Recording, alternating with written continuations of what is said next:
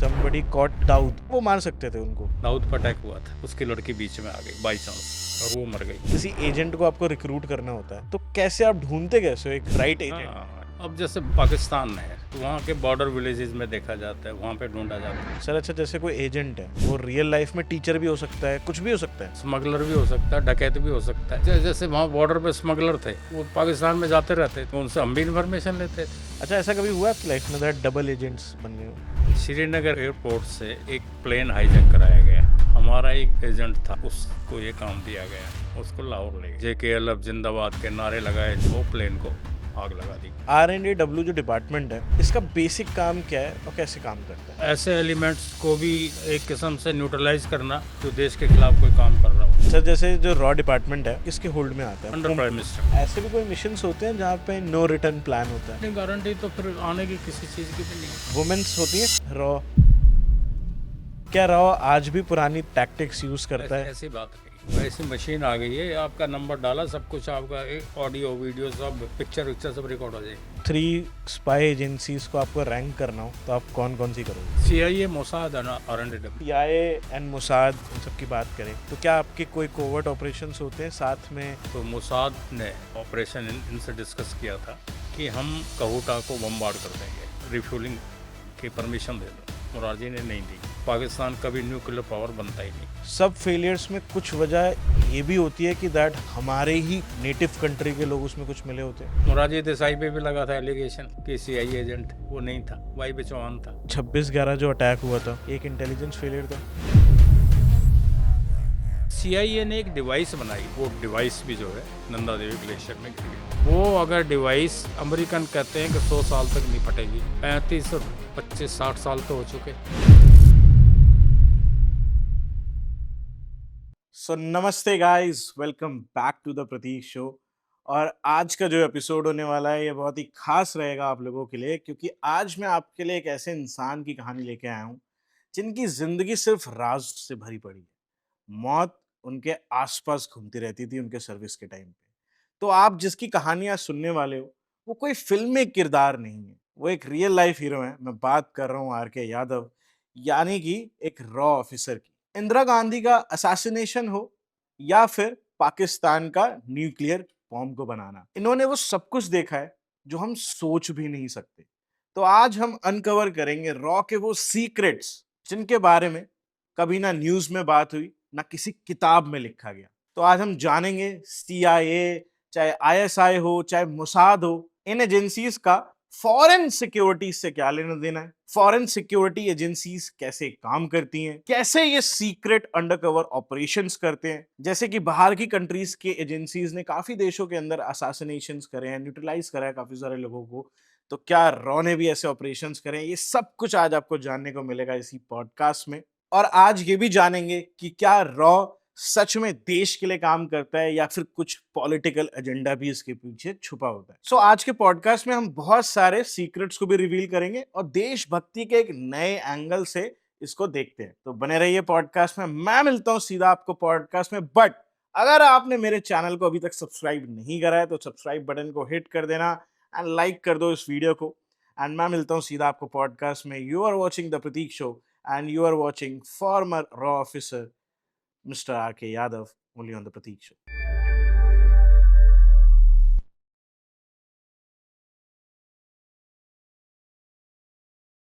Sir मैं तो सबसे पहले ये जानना चाहूँगा, एक बहुत क्यूरियोसिटी रहती है माइंड में कि आपको IAS बनना है तो ये एग्ज़ाम है, आप IAS का एग्ज़ाम दो, आप IAS बन सकते हो, IPS बन सकते हो। बट अगर आपको भारत की फॉरेन एजेंसी का पार्ट बनना है लाइक R&AW, तो उसका क्या प्रोसेस होता है? मतलब व्हाट इज़ द प्रोसेस? अब फिलहाल तो गवर्नमेंट ने इसको UPSC के थ्रू रिक्रूटमेंट कर रहे हैं, ठीक है।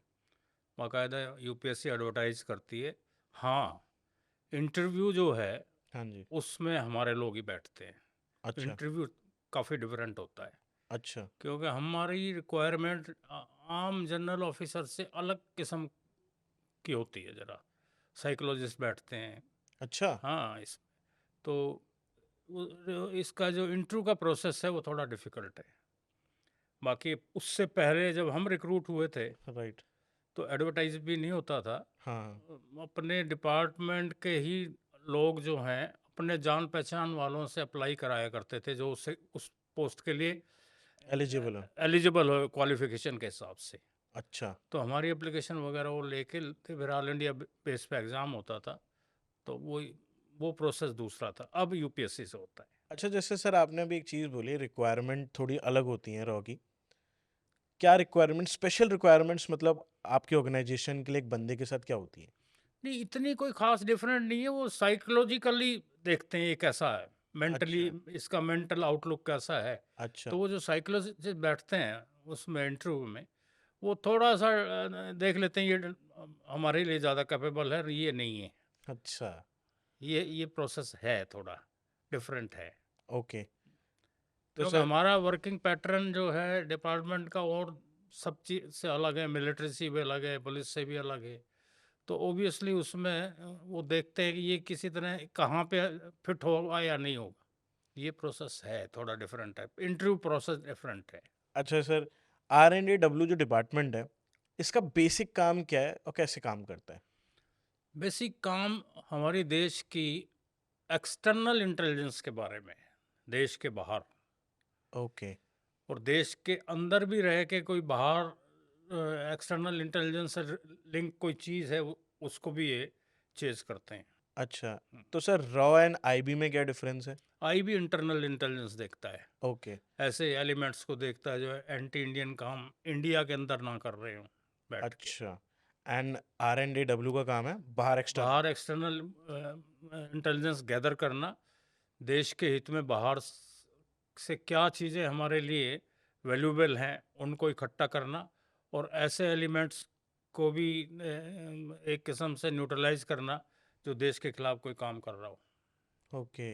तो सर जैसे ये रॉ मैंने डिपार्टमेंट है। वर्ड यूज़ किया न्यूट्रलाइज। हाँ जी, न्यूट्रलाइज़, राइट। मतलब उधर ही शांत कर देना। मैं ये नहीं कह रहा निज्जर का से हमने कोई डायरेक्ट कुछ किया ही है, लेकिन कुछ ना कुछ तो हुआ ही है। इशारे तो इशारे तो बहुत कुछ कह रहे हैं सर। अब जो है वो तो है, फैक्ट ही है।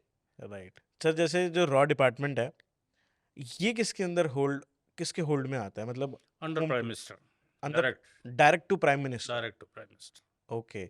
आजकल जब से एनएसए की पोस्ट क्रिएट हुई है हाँ जी। तो एनएसए को रिपोर्ट करते हैं। ओके। नेक्स्ट। वैसे politically under PM, okay. But NSA is overall responsible. For raw activities. हाँ, अब अजीत डोवाल इसको हैंडल करते हैं। अच्छा, ओके। तो अच्छा, जितने भी सर ये मिशंस करने होते हैं या कुछ भी इंफॉर्मेशन गैदर होती है, तो आपका सबसे पहले काम होता है कि दैट चीफ को रिपोर्ट करना, एंड उसके बाद फिर आप मिशंस या प्लान करते हो जो भी करना है। ये प्लान तो ऊपर से आता है, ओके। आगे उसको कैसे इम्प्लीमेंट करना वो जूनियर लेवल पे होता है। फिर उसको इम्प्लीमेंट करके रेफर भी हम डिपार्टमेंट में ऊपर भेजते हैं, वो फिर वो एनालाइज होता है हम्म। और चीफ फिर उस पे फाइनल डिसीजन लेता है। अच्छा। हम्म। सर एक चीज़ और मैं क्लियर करना चाहता हूँ कि दैट लोगों को नहीं पता, लोगों को लगता है सर रॉ के जो एजेंट्स होते हैं और ऑफिसर्स एक ही होते हैं, बट देखिए, जो यहाँ का अलग अलग है। एम्प्लॉई है वो ऑफिसर है, ओके। वो रॉ का एजेंट, वो एजेंट नहीं है। हम्म। ऑफिसर ने कोई काम कहीं कराना है तो वो उसके लिए एजेंट ढूंढता है, उसको रिक्रूट करता है, और हमारे यहाँ सारा काम पैसे से ही होता है। एजेंट कोई क्यों बनेगा? तो रॉ एजेंट्स अलग होते हैं, रॉ ऑफिसर्स अलग जो होते हैं। यहाँ के एम्प्लॉई हैं वो ऑफिसर हैं, ओके। और जो ऑफिसर आगे काम कराते हैं हम्म। कहीं भी किसी कंट्री में या देश के अंदर भी, तो वो जो है एजेंट होते हैं। अच्छा, जैसे सर बोला जाता है जैसे जो रॉ में काम करते हैं वो अपनी आइडेंटिटी रिवील नहीं कर सकते, पर ऑफिसर्स बता सकते हैं, एजेंट्स नहीं बता सकते, राइट? आइडेंटिटी हमारी भी नहीं होती। अच्छा, आप रिवील नहीं करते कि दैट आप इस ऑर्गेनाइजेशन नहीं, के लिए काम कर रहे हमारे किसी डॉक्यूमेंट पर RNDW नहीं लिखा हुआ। हो। अच्छा। हमारी जो रिक्रूटमेंट है वो कैबिनेट सेक्रेटरीट के नाम से होती है। कैबिनेट सेक्रेटरीट के नीचे ही RNDW काम करती है। ओके। बेसिकली किसी डॉक्यूमेंट पे, रिक्रूटमेंट पे या रिटायरमेंट लेटर पे RNDW नहीं लिखा होता। ओके, तो मतलब ये एटमोस्ट सीक्रेसी जो है, RN कावा जो रॉ के फाउंडर थे हम्म। उन्होंने एक किस्म से बनाई थी। तो सर फैमिली को भी नहीं पता होता, जैसे आपकी फैमिली को भी नहीं फैमिली पता को था? शुरू में नहीं पता होता था, नाम अच्छा। बताते थे। तो मतलब ये होता है कि दैट आपको नहीं बताना है? ये कुछ इसमें थोड़ा सा इसका डिस्क्रेडिट मैं भी लेता हूँ कि वो मैंने किताब लिख दी मिशन RNDW। बिल्कुल। तो वो यही हुआ कि उससे पहले एक 1986 में एक बिल पास हुआ था पार्लियामेंट से, हाँ जी। Intelligence organisation restrictions of rights act. अच्छा। उसमें while in serving and even after serving हुँ। मीडिया से लिंक नहीं रखेंगे, ना कोई डॉक्यूमेंट तैयार करेंगे, अच्छा। ना प्रेस में जाएंगे। ओके। मैंने इसको डिफाई किया अच्छा। और ये किताब लिख दी मिशन RNDW। हाँ। मतलब मैंने ये सोचा कि पता नहीं कितने आए, हमारे यहाँ से आए चले गए, RN का रहा के फाउंडर थे वो भी चले गए, बिल्कुल। और बहुत बड़े इंटेलिजेंट ऑफिसर थे वो भी। हमारी आने वाली जनरेशन को तो पता होना चाहिए ये क्या है। बिल्कुल सही बात है। अब CIA ने भी अपने जो है पेपर्स रिवील करने शुरू कर दिए हैं, हाँ। पब्लिक डोमेन में आने शुरू हो गए। तो इसकी ये हमारे 71 की लड़ाई का ही नहीं पता कि उसमें क्या हुआ था, कैसे हुआ था, हमारा क्या रोल था। तो ये चीज़ें कब तक छिपाए रखोगे आप, किस लिए रखोगे, क्या इनकी रेलेवेंस है राइट। छिपाने की? राइट। इन्फॉर्मेशन होनी चाहिए सर कि कैसे होनी कौन चाहिए क्या काम पब्लिक। करते हैं, कैसे मैं करते हैं। कहूँ कुछ 5-7 साल के लिए मत बताओ, ठीक है, हुँ। लेकिन अल्टीमेटली इसको रिवील करो। राइट। तो आपने फैसला करा कि दैट हाँ, मैंने बुक लिख दी। राइट। तो मैं सोच रहा था कि ये बुक भी मैं कोई प्रोस्क्राइब करेंगे, मतलब मैं होने नहीं देंगे और मेरे पे कोई क्रिमिनल एक्शन लेंगे। बिल्कुल। लेकिन यही होता है कि वो जो ह्यूमन बॉम्ब से कोई नहीं लिपटता, बिल्कुल। लिपटेगा तो खुद भी फटेगा। खुद भी फटेगा। तो ये मैंने रिस्क लिया था। मेरे बच्चों ने मुझे कहा, वो सारे, मेरा लड़का भी एडवोकेट है, अब पोता भी लॉ कर रहा है, राइट। एक भी, सब ने कहा कि ये पंगा आप क्यों लेते हो? मैंने कहा यार ये आदत बन गई, काम करते-करते आदत बन गई। आदत बन गई, अब ये छुटनी है नहीं। मगर हम और तो कोई पंगा ले नहीं सकते, अब यहीं ले सकते। राइट। और पंगा भी क्या है, देश सुधार में अगर हम कुछ काम कर रहे हैं, हमको ये देश के खिलाफ काम करते तो हमें ऑफिशियल सीक्रेट में अंदर कर देते ये। राइट। तो ऐसा काम तो कोई किया नहीं कि देश की सीक्रेसी कहीं बाहर बेच दी हो हमने या कुछ किया हो। एक जो लिखा है, अब ये लोगों को ये नहीं पता कि 1962 की जो लड़ाई है, इसको ये कहते हैं कि लड़ाई थी, हाँ जी। कहते हैं वॉर ना वॉर 1962 की लड़ाई है, हाँ, वॉर ही कहते हैं। वार कहते हैं ना। ये राइट। वार कहाँ थी? ये मैंने क्लैरिफाई किया है इस किताब में, मिशन RNDW में। ये वॉर नहीं थी। ये वार नहीं थी। देखिए, हाँ जी। ये लद्दाख में रेजांग ला पे आए, राइट। उसमें हमारे 125 यादव सोल्जर थे, हाँ। ये कई हजार थे। हाँ। आए, हाँ। लड़ाई हुई, उनको मार के वो वापस चले गए, वहाँ रुके नहीं वो। राइट। अरुणाचल में हुआ था, अरुणाचल में। वहाँ भी आए, वहाँ पे इनको मारा, और चले गए। वापस चले गए, और वो जो उनकी जो LOC थी उससे भी पीछे चले गए। हाँ। अगर नहीं जाते, दमदम पोर्ट था कलकत्ता पे, हाँ। उसमें नेटो फोर्सेस आ गई थी, अमेरिकन फोर्सेस आ गई थी, इवन ऑस्ट्रेलियन फोर्सेस आ गई थी। अगर वो नहीं जाते तो चाइना का ये हाल कर देते उस लड़ाई में कि ये आगे कभी आगे सोच भी नहीं सकता था अटैक करने की। तो वो भाग गए थे मारपीट करके, उनकी संख्या ज़्यादा थी, हमारे जवानों की कम थी, कम थी। वो रुके नहीं। तो ये लड़ाई नहीं थी। सर ये तो किसी को पता ही नहीं है। ये सच्चाई है, ये है जो मैं बोल रहा हूँ। सच्चाई तो यही है ना, वो रुके नहीं ना। नहीं। लड़ाई हमने लड़ी थी यस। 71 की, पाकिस्तान के 2 टुकड़े किए। एक हमारा एम था, उनका एम नहीं था। एम होता अगर हमारी किसी ज़मीन पर कब्जा करने के लिए आए तो रुकते, रुकते, कब्जा करते, आगे करते, बढ़ते। आगे बढ़ते। रुके नहीं, भाग गए। हमने जैसे लड़ाई लड़ी 71 की, पाकिस्तान के 2 टुकड़े किए, हम्म। सरेंडर कराया 93,000 की फोर्स से। राइट। तो ये थी लड़ाई, तो वो हिट एंड रन था। सर इस पे अभी आएंगे क्योंकि आपने जो टॉपिक बताया था ना ये लोगों के लिए बहुत इंटरेस्टिंग है, क्योंकि लोगों को लगता है दैट जो कन्वेंशनल वॉर हुई थी इसमें रॉ का कोई रोल नहीं था, ये सब चीज़ें देखिए, नहीं थे। उसमें हमारी फोर्सेस के साथ एक बड़ा एक डिसएडवांटेज रहा हम्म। कि जैसे हम इंटेलिजेंस की रिपोर्ट जाती थी तो बिल्कुल। हम किसी को भेजेंगे आर्मी हेडक्वार्टर को, हाँ, हाँ। वो फील्ड में डिससेमिनेट नहीं हुई, भेजी नहीं गई। अच्छा। उस वक्त कम्युनिकेशन लाइन भी दूसरे किस्म की थी, हाँ, इतना एडवांस तो था नहीं कुछ भी सर। तो वो आगे जो है फील्ड में वो रिपोर्ट्स वगैरह नहीं गई आगे, अच्छा। कम्युनिकेशन गैप था। अच्छा। बट इसको सर बोलते हैं, अगर जब आप बता ही रहे हो इसको, एक चीज़ मैंने एक मेरे पॉडकास्ट में गेस्ट आए थे, तो शिव कुणाल वर्मा वो प्रोफेसर हैं, तो उन्होंने चाइना एंड इंडिया पे जो किताब लिखी थी, तो वो मुझे बता रहे थे कि दैट ये वॉर, उन्होंने भी यही बोला था दैट ये वॉर नहीं थी, बट ये हमारा इंटेलिजेंस फेलियर था। इंटेलिजेंस फेलियर नहीं था, बताइए। सब बता दिया था इनको, उनकी कितनी फोर्सेस है, ये कहाँ स्टेशन है, क्या है। वो फील्ड में डिससेमिनेट नहीं हुई, ये ओके। आर्मी की गलती है, आर्मी हेडक्वार्टर की गलती थी। वो जो एग्जीक्यूट नहीं आपके करा। यहाँ ऑफिसर बोल के गया उसको इसका ज्ञान नहीं है ओके। कि ये जब आर्मी हेडक्वार्टर में चलेगी हमारी ड्यूटी खत्म हो। हम्म। अब उनकी ड्यूटी बनती है कि फील्ड में उस इंफॉर्मेशन को कैसे भेजें। बिल्कुल। तो उस वक्त कम्युनिकेशन लाइन इस किस्म की नहीं थी, वायरलेस हुआ करते थे, या वो जो है क्रिप्टो मैसेज हुए, वो गए ना गए कैसे, किस तरह हुआ। तो आज जैसा ये साइबर सिस्टम नहीं था, हम्म। ये कमी थी, एडवांसमेंट इतनी थी नहीं, नहीं और थी। एग्जीक्यूट नहीं हो पाया वो उतनी जल्दी जितने। 71 वार में कैसे होगी एग्जीक्यूट, हुई ना। बिल्कुल। उसमें उसमें भी वही आर्मी थी हमारी, हाँ बिल्कुल। और इंटेलिजेंस डिफरेंट थी। बट मैं चाइना वाले पे बात करना चाहूँगा आपसे सर। हम्म। सर एक बार मैं आपसे पूछना चाहता हूँ पहले, दैट वुमेन्स होती हैं रॉ डिपार्टमेंट में, यस, हमारे एम्प्लॉय हैं, ऑफिसर्स होते हैं? एम्प्लॉय हैं। ओके। अब जैसे कई विंग होती हैं, हाँ जी। जैसे हमारा वर्किंग पैटर्न ये है ऑल ओवर वर्ल्ड के लिए। हम्म। तो अगर हमें फ्रेंच की कोई इंफॉर्मेशन चाहिए तो हाँ फ्रेंच लैंग्वेज में मिलेगी, बिल्कुल। स्पेनिश में चाहिए तो स्पेन में मिलेगी, बिल्कुल। और दूसरी डच में होगी तो डच में चाहिए। तो इनके लिए हमारे यहाँ लैंग्वेज डिवीज़न है, अच्छा।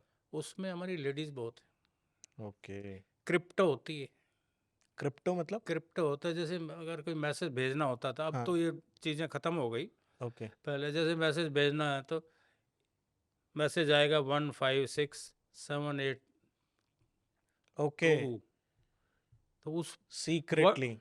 वो फिगर्स में जाएगा, वर्ड्स में नहीं जाएगा। फिर वो उसको वहाँ पे ट्रांसलेट करेंगे, वो ऑलरेडी उनके पास सिस्टम होता है कि ये इसका इसका मतलब ऐसे है, इसका ऐसा मतलब मतलब ये है। ऐसा है। तो ओके। क्रिप्टोग्राफी बोलते थे इसको। अच्छा, क्रिप्टोग्राफी बोलते हम्म। थे। ओके। तो इसमें लेडीज होती थी लैंग्वेज में, इवन के अम, ऊपर कुछ सीनियर भी थी। अच्छा सर, जैसे जो ऑफिसर्स होते हैं और एक होते हैं रॉ में एजेंट्स, तो मैं एक बार जानना चाहता हूँ, जैसे जो ऑफिसर्स होते हैं वो तो डायरेक्टली मतलब रिक्रूट हो सकते हैं, एग्जाम देके वो कर सकते हैं, इंटरव्यू दे सकते हैं, बट जो एजेंट्स होते हैं उनको कौन रिक्रूट करता है? एजेंट्स को ऑफिसर करते हैं।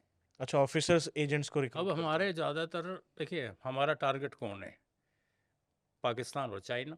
हाँ, मेजरली। अब थोड़ा बहुत बांग्लादेश भी हुआ, श्रीलंका भी हुआ है। हम्म। तो ये जब उनसे संबंध ठीक होते हैं तो वहाँ, लेकिन वहाँ भी हमारे आदमी होते हैं, और यूँ तो यूएसए में भी होते हैं, यूके में भी होते हैं, और अच्छी कंट्रीज़ में जहाँ हम देखते हैं कि हमारा वो है, तो वहाँ ज़्यादातर हम एम्प्लॉय हमारा मिशन में पोस्टेड होता है। अच्छा। वो अपना वो काम अलग ही करता है, लेकिन पोस्टिंग उसकी मिशन में होती है। हम्म। और ये ज़्यादातर जहाँ पे, अब अफ्रीका में कोई नाइजीरिया है, वहाँ कोई इतनी ज़रूरत नहीं है, हम्म। या ऐसी कंट्रीज़ हैं। लेकिन केनिया है, हम्म। ऐसी कंट्री, उनमें इंडियन ओरिजिन के बहुत लोग हैं। राइट। उनके भी हम को भी वॉच करते हैं कि भाई इनको कोई प्रॉब्लम ना हो। इसी तरह और दूसरी कंट्रीज़ में भी जहाँ पे है, हम देखते हैं कि हमारी ज़रूरत है तो वहाँ पोस्टिंग होती है। अच्छा सर, जैसे फिल्मों में एक आपने पिक्चर अगर देखी होगी बेबी, एक पिक्चर थी हाँ, अक्षय कुमार की, हाँ। जिसमें उन्होंने सीक्रेट एजेंसी का एक एजेंट का रोल निभाया था, तो उसमें एक लड़की को रिक्रूट करते हैं, वो देखते रहते हैं एक लड़की को कॉलेज से कि दैट ये एक लड़की है, इसको कराटे, बहुत कराटे में हम्म। एक्सपर्ट है, तेज है, तो उसको एकदम सीक्रेटली रिक्रूट करते हैं। तो क्या ऐसी रिक्रूटमेंट होती है वाकई में?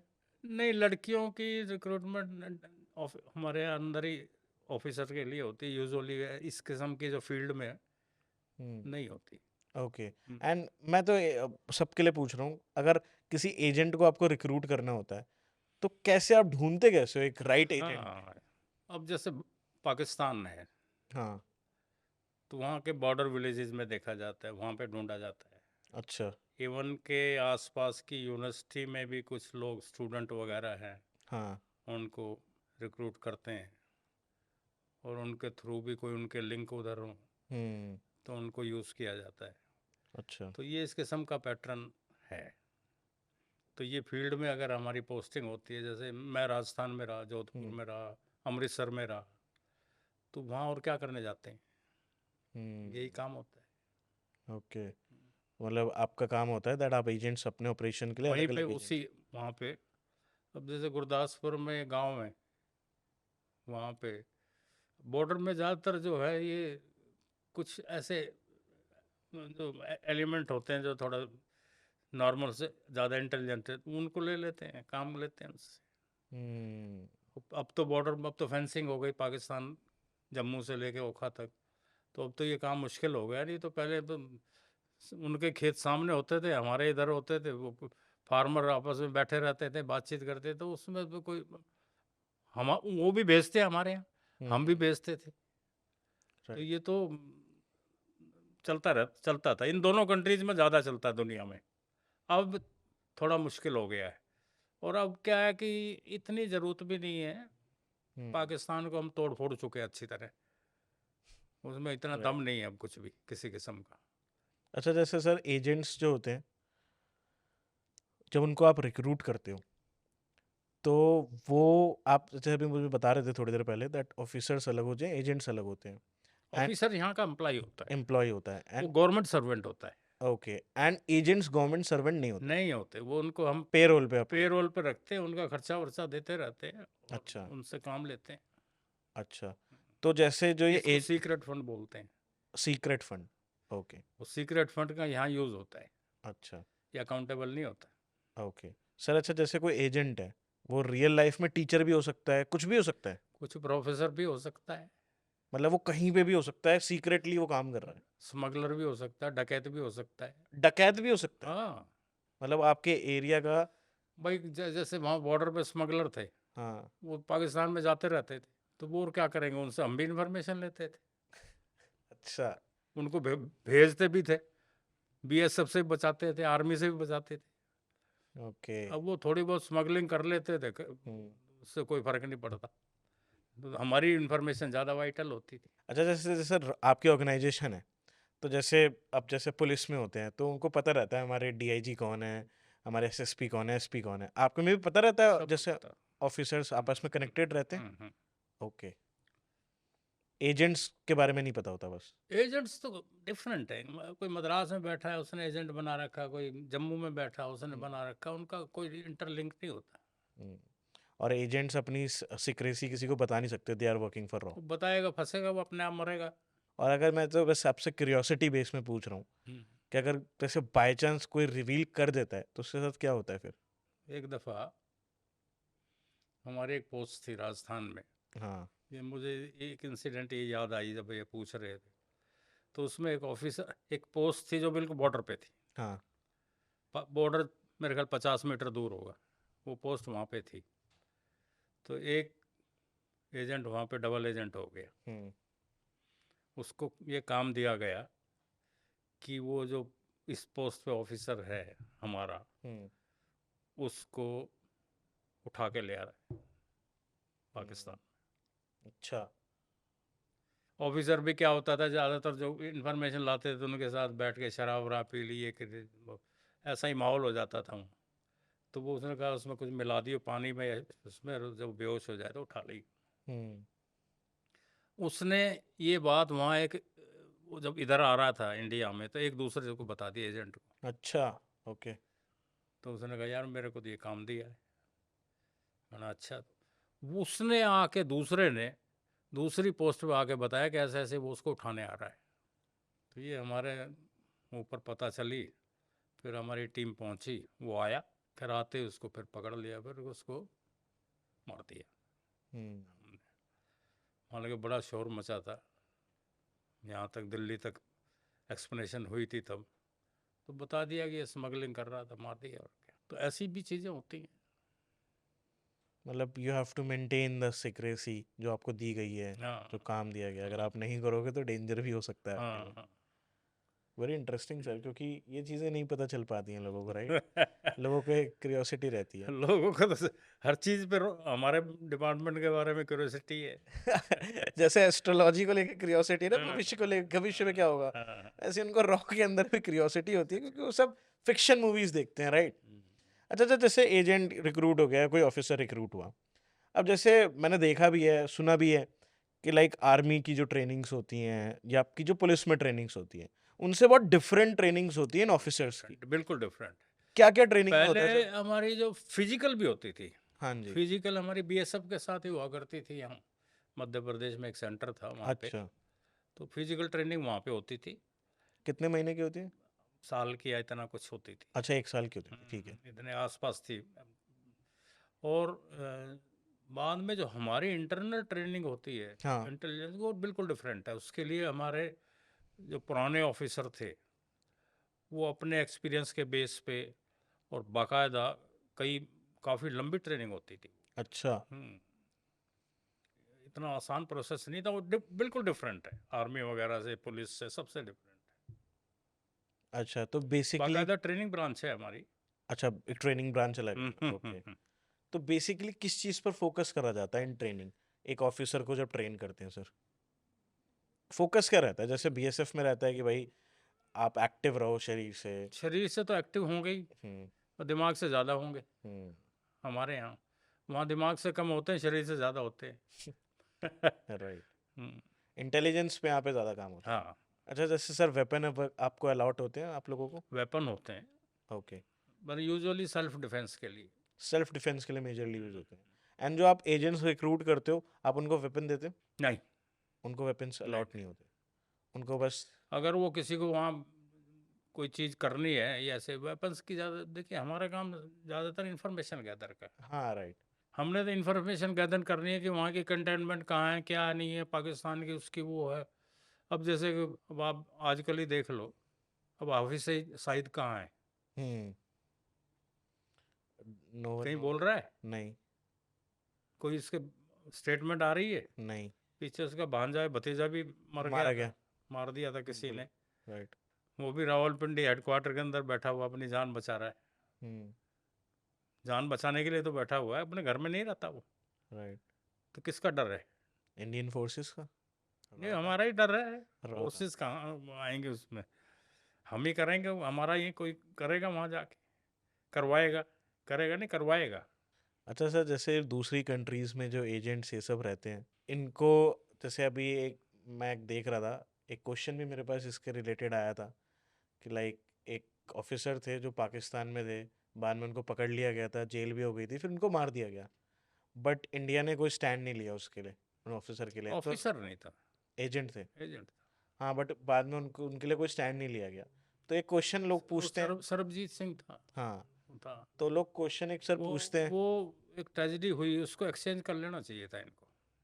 हम्म। कई दफ़ा क्या होता है, जैसे वो वहाँ पे कोई अरेस्ट हो गया, उनके राइट। हमारे यहाँ अरेस्ट हैं, राइट। तो एक म्यूचुअली एक्सचेंज भी कर लेते हैं। हो मतलब जाता है, कि एक्सचेंज हो आप जाता इधर से छोड़ दो। है। देखो उनकी यूटिलिटी ख़त्म हो गई अरेस्ट होने के बाद। राइट। वो वो जेल ही है, और क्या हो गया अल्टीमेटली। हमारा कानून में जो सजा है वो है, उनके कानून में जो है वो है। अल्टीमेटली एक एमनेस्टी भी होती है, ह्यूमन बीइंग, ह्यूमैनिटी भी होती है, राइट। एक्सचेंज भी हो जाते हैं। तो अगर लेकिन जैसे, सरबजीत को इनको बचाना चाहिए था। और जैसे किसी कंट्री में अगर कोई पकड़ लिया गया, तो ऐसा बोला जाता है कि ये बोल देते हैं कि हम उसके लिए जिम्मेदार नहीं नहीं, होंगे। कंट्री में तो और जगह तो इम्यूनिटी है। हम्म। अगर हमारा आदमी कहीं पोस्टेड है तो हमारे मिशन में होगा, हम्म। एम्बेसी में होगा, हाँ। तो उसमें जनेवा कन्वेंशन में इम्यूनिटी है, हम्म। उसको आप अरेस्ट नहीं कर सकते। ओके। हम्म, उनके भी यहाँ ये काम करते हैं। हम्म। अच्छा, अब जैसे आपको पता रहता है पता है सबका। कि कौन कहाँ पे हाँ कैसे कर रहा है, हाँ, उनके कौन यहाँ पे सीआईए का जैसे है? हमारा आदमी इस्लामाबाद में पोस्ट होगा, हाँ। तो वो कहीं बाहर भी सब्जी लेने जाएगा तो उसके पीछे लगे रहेंगे। हाँ। हमारे यहाँ भी लगे रहते हैं। मतलब कि पता रहता किससे है। मिलेगा, कहाँ मिलेगा, तो उस पे बाकायदा उसकी को ट्रैप करने की कोशिश करते हैं। अब आप देखो कोई यूजुअली आप देखते होंगे कि अगर हमारा कोई डिप्लोमेट वहाँ से एक्सपेल हो गया हम्म। इस्लामाबाद से, तो अगले दिन हम भी उनका कर देते हैं। हाँ, मतलब नजर रहती है आपस में। नजर नहीं, आइडेंटिफाइड है। ओके, देवर आइडेंटिफाइड कि हाँ कौन कहाँ पे कैसे काम कर रहा हाँ, कौन सा कैसे है, सब जो आते हैं उनके बाकायदा नाम आते हैं, है। डिप्लोमेट कितने हैं क्या नहीं, सबकी डिटेल होती है। ये अभी, ओपन प्रोसीजर है।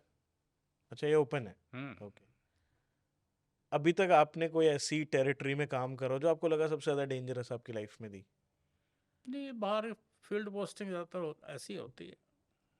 अभी हमारे ऑफिसर जो हैं फील्ड में काम कर रहे हैं जम्मू से लेके ओखा तक, ये हम्म। तो ये एक किस्म से काम मुश्किल ही है।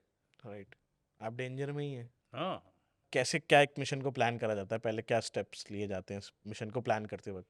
हमारी जो ऊपर का ग्रुप है, जैसे हमारे यहाँ पाकिस्तान ब्रांच है, हम्म। चाइना ब्रांच है, ये अच्छा। है, तो उस कंट्री से रिलेटेड क्या प्लानिंग करनी है पर्टिकुलर पाकिस्तान से, तो ऊपर प्लानिंग होती है, फिर उससे एग्जीक्यूट करने के लिए जूनियर्स को बताया जाता है जिस लेवल का काम हो। हम्म। तो प्लानिंग तो बाकायदा डेली होती है, और यहाँ इसी किस्म का काम है, इसी किस्म की प्लानिंग है। अब कहीं यहाँ मौसम की बात थोड़ी होगी। राइट। अच्छा, कहते हैं जैसे सर रॉ के एग्जीक्यूशंस बहुत अलग होते हैं पुलिस एंड ऑल दैट से, बहुत फास्ट होते हैं, बहुत सिक्रेटिव तरीके से ये वर्क करके एग्जीक्यूट कर देते हैं प्लान को। Is it right? बिल्कुल ठीक। अच्छा, जैसे कोई सर मिशन प्लान करा है और बाय चांस कोई पुलिस में है, वो कोई उसको वो करने की थोड़ा रोकने की वो कुछ कर रहा है, दैट नहीं यू करेगा, नहीं करेगा? पुलिस वगैरह ये कोई इंटरफेयर नहीं करेगी। ओके, नो उनको इंटरफेरेंस। अगर जब पता चल गया कि ये वो लोग हैं तो वो नहीं करेंगे, अच्छा, उनको फिर कोई रोल बल्कि हेल्प करेगा कहीं जरूरत पड़ी तो। नहीं, दे विल हेल्प। हाँ, स्पाई रिक्रूटमेंट प्रोसेस क्या होता है सर? डिफर करता है कि किस किस्म का आदमी की कहाँ ज़रूरत है, हम्म। तो वही फिर ढूंढा जाता है। मान लो कि ये लगे कि हाँ ये स्मगलर है हम्म। और ये काम कर देगा बॉर्डर पे, हम्म। तो उसी को बुला के उससे काम ले लेते हैं। अकॉर्डिंग सिचुएशन, जहाँ पे जैसा सुटेबल हो बिल्कुल बिल्कुल। उधर ही लेकिन देखते हैं। ये नॉर्मल आदमी ज़्यादातर नहीं होते, इस किस्म के लोग हैं जो काम करते हैं। मतलब ऐसा नहीं है कि दैट वो सिर्फ स्पेसिफिक कुछ बंदा किसी किसी को को पकड़ भी। लें और भेज दें, ऐसा नहीं होता। बट सर ये भी तो देखना होगा कि दैट वो ट्रस्टेबल है या नहीं है, हाँ हाँ, ट्रस्टेबल है और कैपेबल है। कैपेबल है। हम्म। क्योंकि वरना तो सिक्योरिटी लीक हो सकती है अगर ट्रस्टेबल नहीं हुआ तो। हाँ, डबल हो जाता है। अच्छा, ऐसा कभी हुआ है आपकी लाइफ में दैट डबल एजेंट्स बन गए हो आपके साथ? ऐसे यूजुअली जो है हम्म। डबल कम ही होते हैं, अच्छा, होते नहीं हैं। बट आपने कभी ऐसा देखा है आपके एक्सपीरियंस में कभी मैंने डबल बताया अपने? ना कि वो एक उठा के ले जाना हाँ, था, हो जाता कोई ना कोई। मतलब डबल एजेंट्स रेयरली होते हैं। यूजुअली नहीं है। देखिए उनको जो सबसे एक अहम बात है, हम्म। इनको प्रॉपर फाइनेंसिंग ढंग से होनी चाहिए। हम्म। कोई आदमी इतना बड़ा रिस्क लेके काम करता है तो उसमें कंजूसी नहीं होनी चाहिए। हम्म। और अगर आपको एक इंसिडेंट और बताता हूँ। बिल्कुल। 1971 वार से पहले हम्म। वेस्ट पाकिस्तान से ईस्ट पाकिस्तान में जो सिविल प्लेन्स थे उनमें सोल्जर जा रहे थे, हम्म। क्योंकि सोल्जर्स का और रूट कोई नहीं था प्लेन से।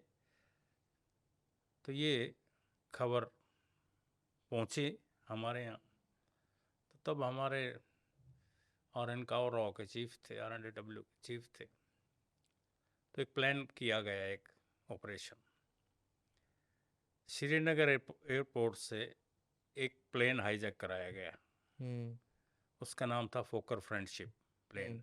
वो प्लेन भी 2-4 महीने में कंडम होने वाला था, तो उसी को हाईजैक कराया और हमारा एक एजेंट था, उसको ये काम दिया गया। तो वो बाकायदा उसने प्लेन को श्रीनगर से जब उड़ा तो अपना एक कज़िन लिया साथ हम्म। और ले जाके वो प्लेन को हाईजैक कराया, हम्म। उसको लाहौर ले गए। लाहौर ले जाके उसमें पैसेंजर थे उनको रिलीज़ किया और JKLF जिंदाबाद के नारे लगाए, जम्मू कश्मीर लिबरेशन फ्रंट के हम लोग हैं, ये अपना वो प्लेन को आग लगा दी। अगर आप पढ़ेंगे तो गूगल पे मिल जाएगा। राइट। आग लगा दी तो इंडियन गवर्नमेंट को एक क्यू मिल गया कि हमारा प्लेन इन्होंने हाईजैक कराया और ले जाके उन्होंने और फ्लाइट बंद कर दी पाकिस्तान की। इससे क्या हुआ कि जो सोल्जर जा रहे थे वो बंद हो गए। फिर वो बाई शिप श्रीलंका की तरफ से, बाई अरब सागर से, वो इधर से बे ऑफ बंगाल से ले जाके, उसमें काफ़ी लंबा टाइम लगा, उसमें टाइम टेकिंग महीनों प्रोसेस है। लग जाते थे, राइट। लगे। तो वो जो फ्लो ऑफ आर्मी था वो रुक गया। और ये काम रॉ का था। अब उसने वो, और अब वो बाद में पाकिस्तान मीडिया ने ये बात फैला दी कि ये तो RNW के ऑफिसर, रॉ का एजेंट है जिसने काम किया, वो अरेस्ट हो गया। वहाँ अरेस्ट हुआ तो 6-7 साल शायद जेल में रहा। फिर वो वहाँ से छूटने के बाद वो हॉलैंड चला गया। Holland, okay. हमने उसको वहाँ ढूंढा, उसको लेके आए, अच्छा, हॉलैंड में जाके ढूंढ लिया। ढूंढ आया वहाँ से, उसको लेके आए, ला के। और आजकल वो कश्मीरी पॉलिटिशियन है, अच्छी चलती है उसकी। अच्छा।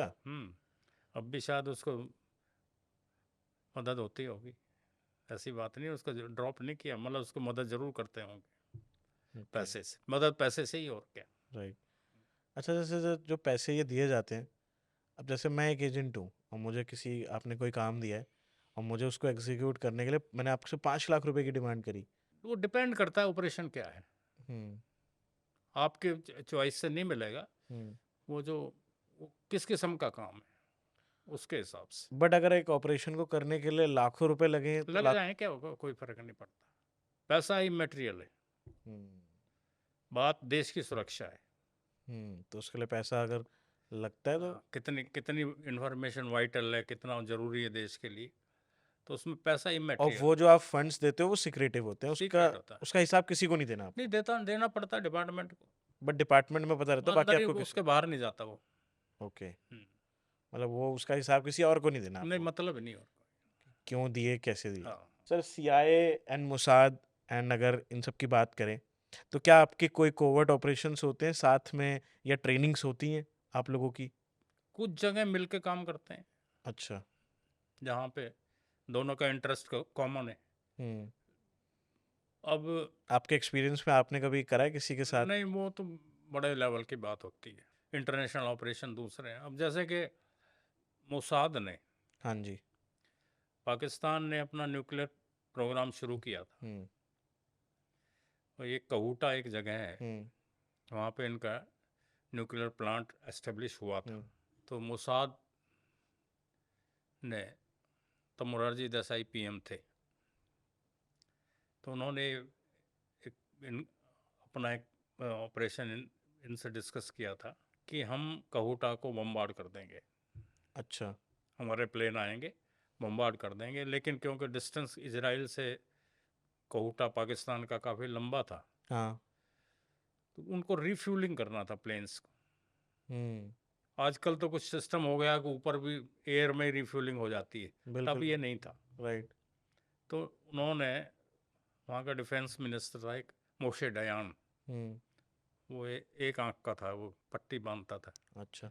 वो आया था, मोरारजी देसाई से मिला था। हम्म उसने प्लानिंग की थी, प्लानिंग बताई थी कि हम बम्बार्ड कर देंगे, आप प्लेन्स को रिफ्यूलिंग की परमिशन दे दो। हम्म मोरारजी ने नहीं दी, क्योंकि उस वक्त वो जियाउल हक वहाँ का प्रेसिडेंट था, वो मोरारजी का चमचा था, हम्म तो मोरारजी ने वो परमिशन नहीं दी। अगर वो दे देते उस वक्त, तो पाकिस्तान का भी न्यूक्लियर पावर बनता ही नहीं। अब ये चीज़ भी मैं रिवील कर रहा हूँ, राइट। अब ये कहीं ना कहीं हमें ही पता चली, तभी तो मैं बता रहा हूँ, ये डिपार्टमेंट में भी तो पता चलेगी। राइट। सर, आपने भी बताया था, अभी हम उस पर बात कर रहे थे, एंड पूरी दुनिया को ये चीज़ नहीं पता है, लोगों को कुछ और पता है। जब पाकिस्तान से हमारी वॉर हुई तो उनके हज़ारों हज़ार सोल्जर्स ने सरेंडर करा। 93,000 93,000। कहते हैं, थे ज़्यादा वैसे। ओके। हम्म इतने सारे लोगों ने सरेंडर कर दिया था इन कुछ ही दिनों के अंदर 13-14 दिनों में उन्होंने सरेंडर कर दिया था। अब इस 7-8 महीने में किया था। अच्छा 7-8 महीने गुरिल्ला ऑपरेशन हुए थे हमारे। एक्चुअल वहाँ आर्मी गई थी 3 दिसंबर को हाँ और सरेंडर हुआ था 16 दिसंबर को। हाँ वो एक जनरल नियाजी था, उनका यहाँ पे जो आर्मी का कमांडर था हाँ इसमें ईस्ट पाकिस्तान में, और हमारे लेफ्टिनेंट जनरल जगजीत सिंह अरोड़ा थे, सरदार जी थे, उनके सामने उसने सरेंडर किया था। वो जो फॉर्मेलिटी होती है कन्वेंशन के हिसाब से, तो 93,000 ने सरेंडर किया था। उसमें रॉ आप बता रहे थे दैट उसमें रॉ ने बहुत बड़ा रोल निभाया था। पूरा ही हमारा ऑपरेशन था east sir I Bengal, want to east no Pakistan कि में। दैट क्या हुआ था, कैसे हुआ था, बिकॉज मैं चाहूँगा थोड़ा पता चले लोगों को। उसमें हुआ ये था, राइट पाकिस्तान आर्मी ने वहाँ पे ज़्यादातर हिंदू पॉपुलेशन पे एट्रोसिटीज शुरू की थी। ये हुआ था कि शेख मुजीबुर रहमान ने इनके खिलाफ रिवोल्ट करना शुरू किया था, तो सारी हिंदू पॉपुलेशन उसके साथ जुड़ गई थी। और ये हुआ कि जब एट्रोसिटी शुरू हुई तो वो रिफ्यूजी बन के इंडिया में आ गए। अच्छा वो लाखों में थे। अब उनको एक की देखभाल करना या उनको सब फैसिलिटी देना इतना आसान नहीं था। ऑफ कोर्स सही बात है। तो इंदिरा जी तब प्राइम मिनिस्टर थी, तो इंदिरा जी ने तब हमारे आर्मी चीफ थे जनरल मानिक शाह, उनको बुलाया, हम्म और RNW के चीफ थे RN काओ, उनको बुलाया। तो उन्होंने मानिक शाह को कहा कि जनरल, इस तरह ये लाखों रिफ्यूजी आ गए हैं और वहाँ पे एट्रोसिटीज़ चल रही है, तो ये चीज़ें ये देश कब तक इसको टॉलरेट करेगा, मेरी सरकार कब तक करेगी। राइट सही बात है। अब मुझे पाकिस्तान के इस पोर्शन को इंडिपेंडेंट कराना है, अच्छा ईस्ट पाकिस्तान को, तो क्या आपकी आर्मी जो है जाके इसमें इंटरफेयर करके वहाँ पे ऑपरेशन कर सकती है। तो जनरल मानिक शाह ने कहा कि मैडम, हमारी जो आर्मी की ट्रेनिंग अब तक है वो काउंटर ऑफेंसिव की नहीं है। हम्म हमारी जो प्लानिंग है, या ट्रेनिंग है आर्मी की, वो हमारे बॉर्डर्स को डिफेंड करने के लिए, कि उधर से कोई अटैक हमारे यहाँ तो उसको हम डिफेंड कर लें। हम्म। हम काउंटर ऑफेंसिव के लिए हमारी ट्रेनिंग नहीं। तो इंदिरा जी ने कहा कि नहीं है तो आप इसकी को ट्रेनिंग दो। हम्म, उसने कहा ठीक है, कितना टाइम लगेगा, जितना टाइम लगे आप ट्रेनिंग दो, और जब आप ट्रेंड हो जाएं तो मेरे पास आ जाना। तो मानिक शाह ने कहा ठीक है। फिर कहा कितना टाइम लगेगा, कहीं मिनिमम 6 मंथ्स। तो उसने कहा आप जाके तैयारी करिए। मानिक शाह चले गए, RN काओ बैठे हुए थे। फिर तो उन्होंने कहा कि काओ साहब आप अपना काम करिए अब जाके। तो वो जो मुक्ति वाहिनी, वो जो लोग वहाँ से रिफ्यूजी आए थे, हाँ उनको ट्रेंड किया, उनको गुरिल्ला ट्रेनिंग दी, कुछ हमारे ऑफिसर्स भी अंदर गए। इवन के राजस्थान की एक राजस्थान आर्म्ड कॉन्स्टेबलरी होती थी, RAC, अच्छा उसके कुछ ऑफिसर थे जो जवान थे, उनको ट्रेनिंग दी, और वो सब ईस्ट पाकिस्तान में इन्फिल्ट्रेट किए गए। वहाँ की आर्मी के कैंप्स पे अटैक करते थे ये गुरिल्ला, रेलवे ब्रिज उड़ा देते थे, हम्म और रोड्स के ब्रिज उड़ा दिए, उनके मूवमेंट ख़त्म कर दिए। और ये हुआ कि उन पे इतने अटैक किए इन्होंने, गुरिल्ला फोर्सेस ने, कि पाकिस्तान आर्मी टोटल ढाका में जाके बैठ गई थी उनके कंटेनमेंट में। अच्छा और ये दुआ कर रहे थे कि हम जल्दी से जल्दी सरेंडर करें। और इसीलिए जब 3 दिसंबर 1971 को इंडियन आर्मी घुसी है, हम्म 16 दिसंबर को, 2 हफ्ते भी नहीं हुए थे, हाँ 93,000 ने सरेंडर कर दिया था। ये सेकेंड वर्ल्ड वॉर के बाद सबसे बड़ी इंसिडेंट है आर्मी की। इतनी बड़ी विक्ट्री कहीं पे नहीं हुई। हाँ जहाँ पे 93 सोल्जर्स ने सरेंडर कर 93,000। Huge number. अब वो काफ़ी समय रहे, फिर शिमला एग्रीमेंट हुआ, फिर उनको POW एक्सचेंज हुआ, ये हुआ, वो की बात थी। लेकिन ये टेरिटरी जो है इंडिपेंडेंट करा दी गई, पाकिस्तान के 2 टुकड़े कर दिए गए, और उसका दर्द आज तक जो है पाकिस्तान को है। हर एक को है, जितने भी जर्नल आए हैं, अब सबको इस चीज़ का दर्द है, रहेगा। उसके लिए हमें कोई फ़र्क नहीं पड़ता। सर ये एक्चुअली लोगों को तो इंडियन आर्मी की ही कहानी पता रहती है जो न्यूज़ में ज़्यादातर पता चलता है, बट एक्चुअल जो स्टोरीज होती हैं, जो सिनेरियोज होते हैं, रॉ का इसमें कितनी बड़ी भूमिका थी, बहुत बड़ी वो भूमिका थी। वो लोगों को नहीं पता रहती हाँ, बिल्कुल भी। हाँ। आर्मी सिर्फ सरेंडर कराने गई थी, राइट। उससे पहले जो काम किया था हमने किया था। रॉ ने करा था, जो उधर लोगों को ट्रेनिंग दी एंड सारी चीज़ें। तो मैंने किताब में भी लिखा है ये, मिशन R&W में। राइट। और ट्रेनिंग किन किन ने की, कौन कौन सी हमने गुरिल्ला फोर्सेस बनाई राइट। वहाँ पे, और उनके क्या क्या नाम रखे थे, और उन्हीं उनके लोगों को ही उसमें इन्वॉल्व किया था, उनको ही रैंक दिए गए थे। मुक्ति वाहिनी बनी थी, मुक्ति राइट। वाहिनी बोलते थे इसको। मुक्ति वाहिनी। और भी बनी थी कई। और उसमें एक हमारे 6 सोल्जर वो ऑफिसर थे, उन्होंने ये SFF बनाई थी, special frontier force. Okay.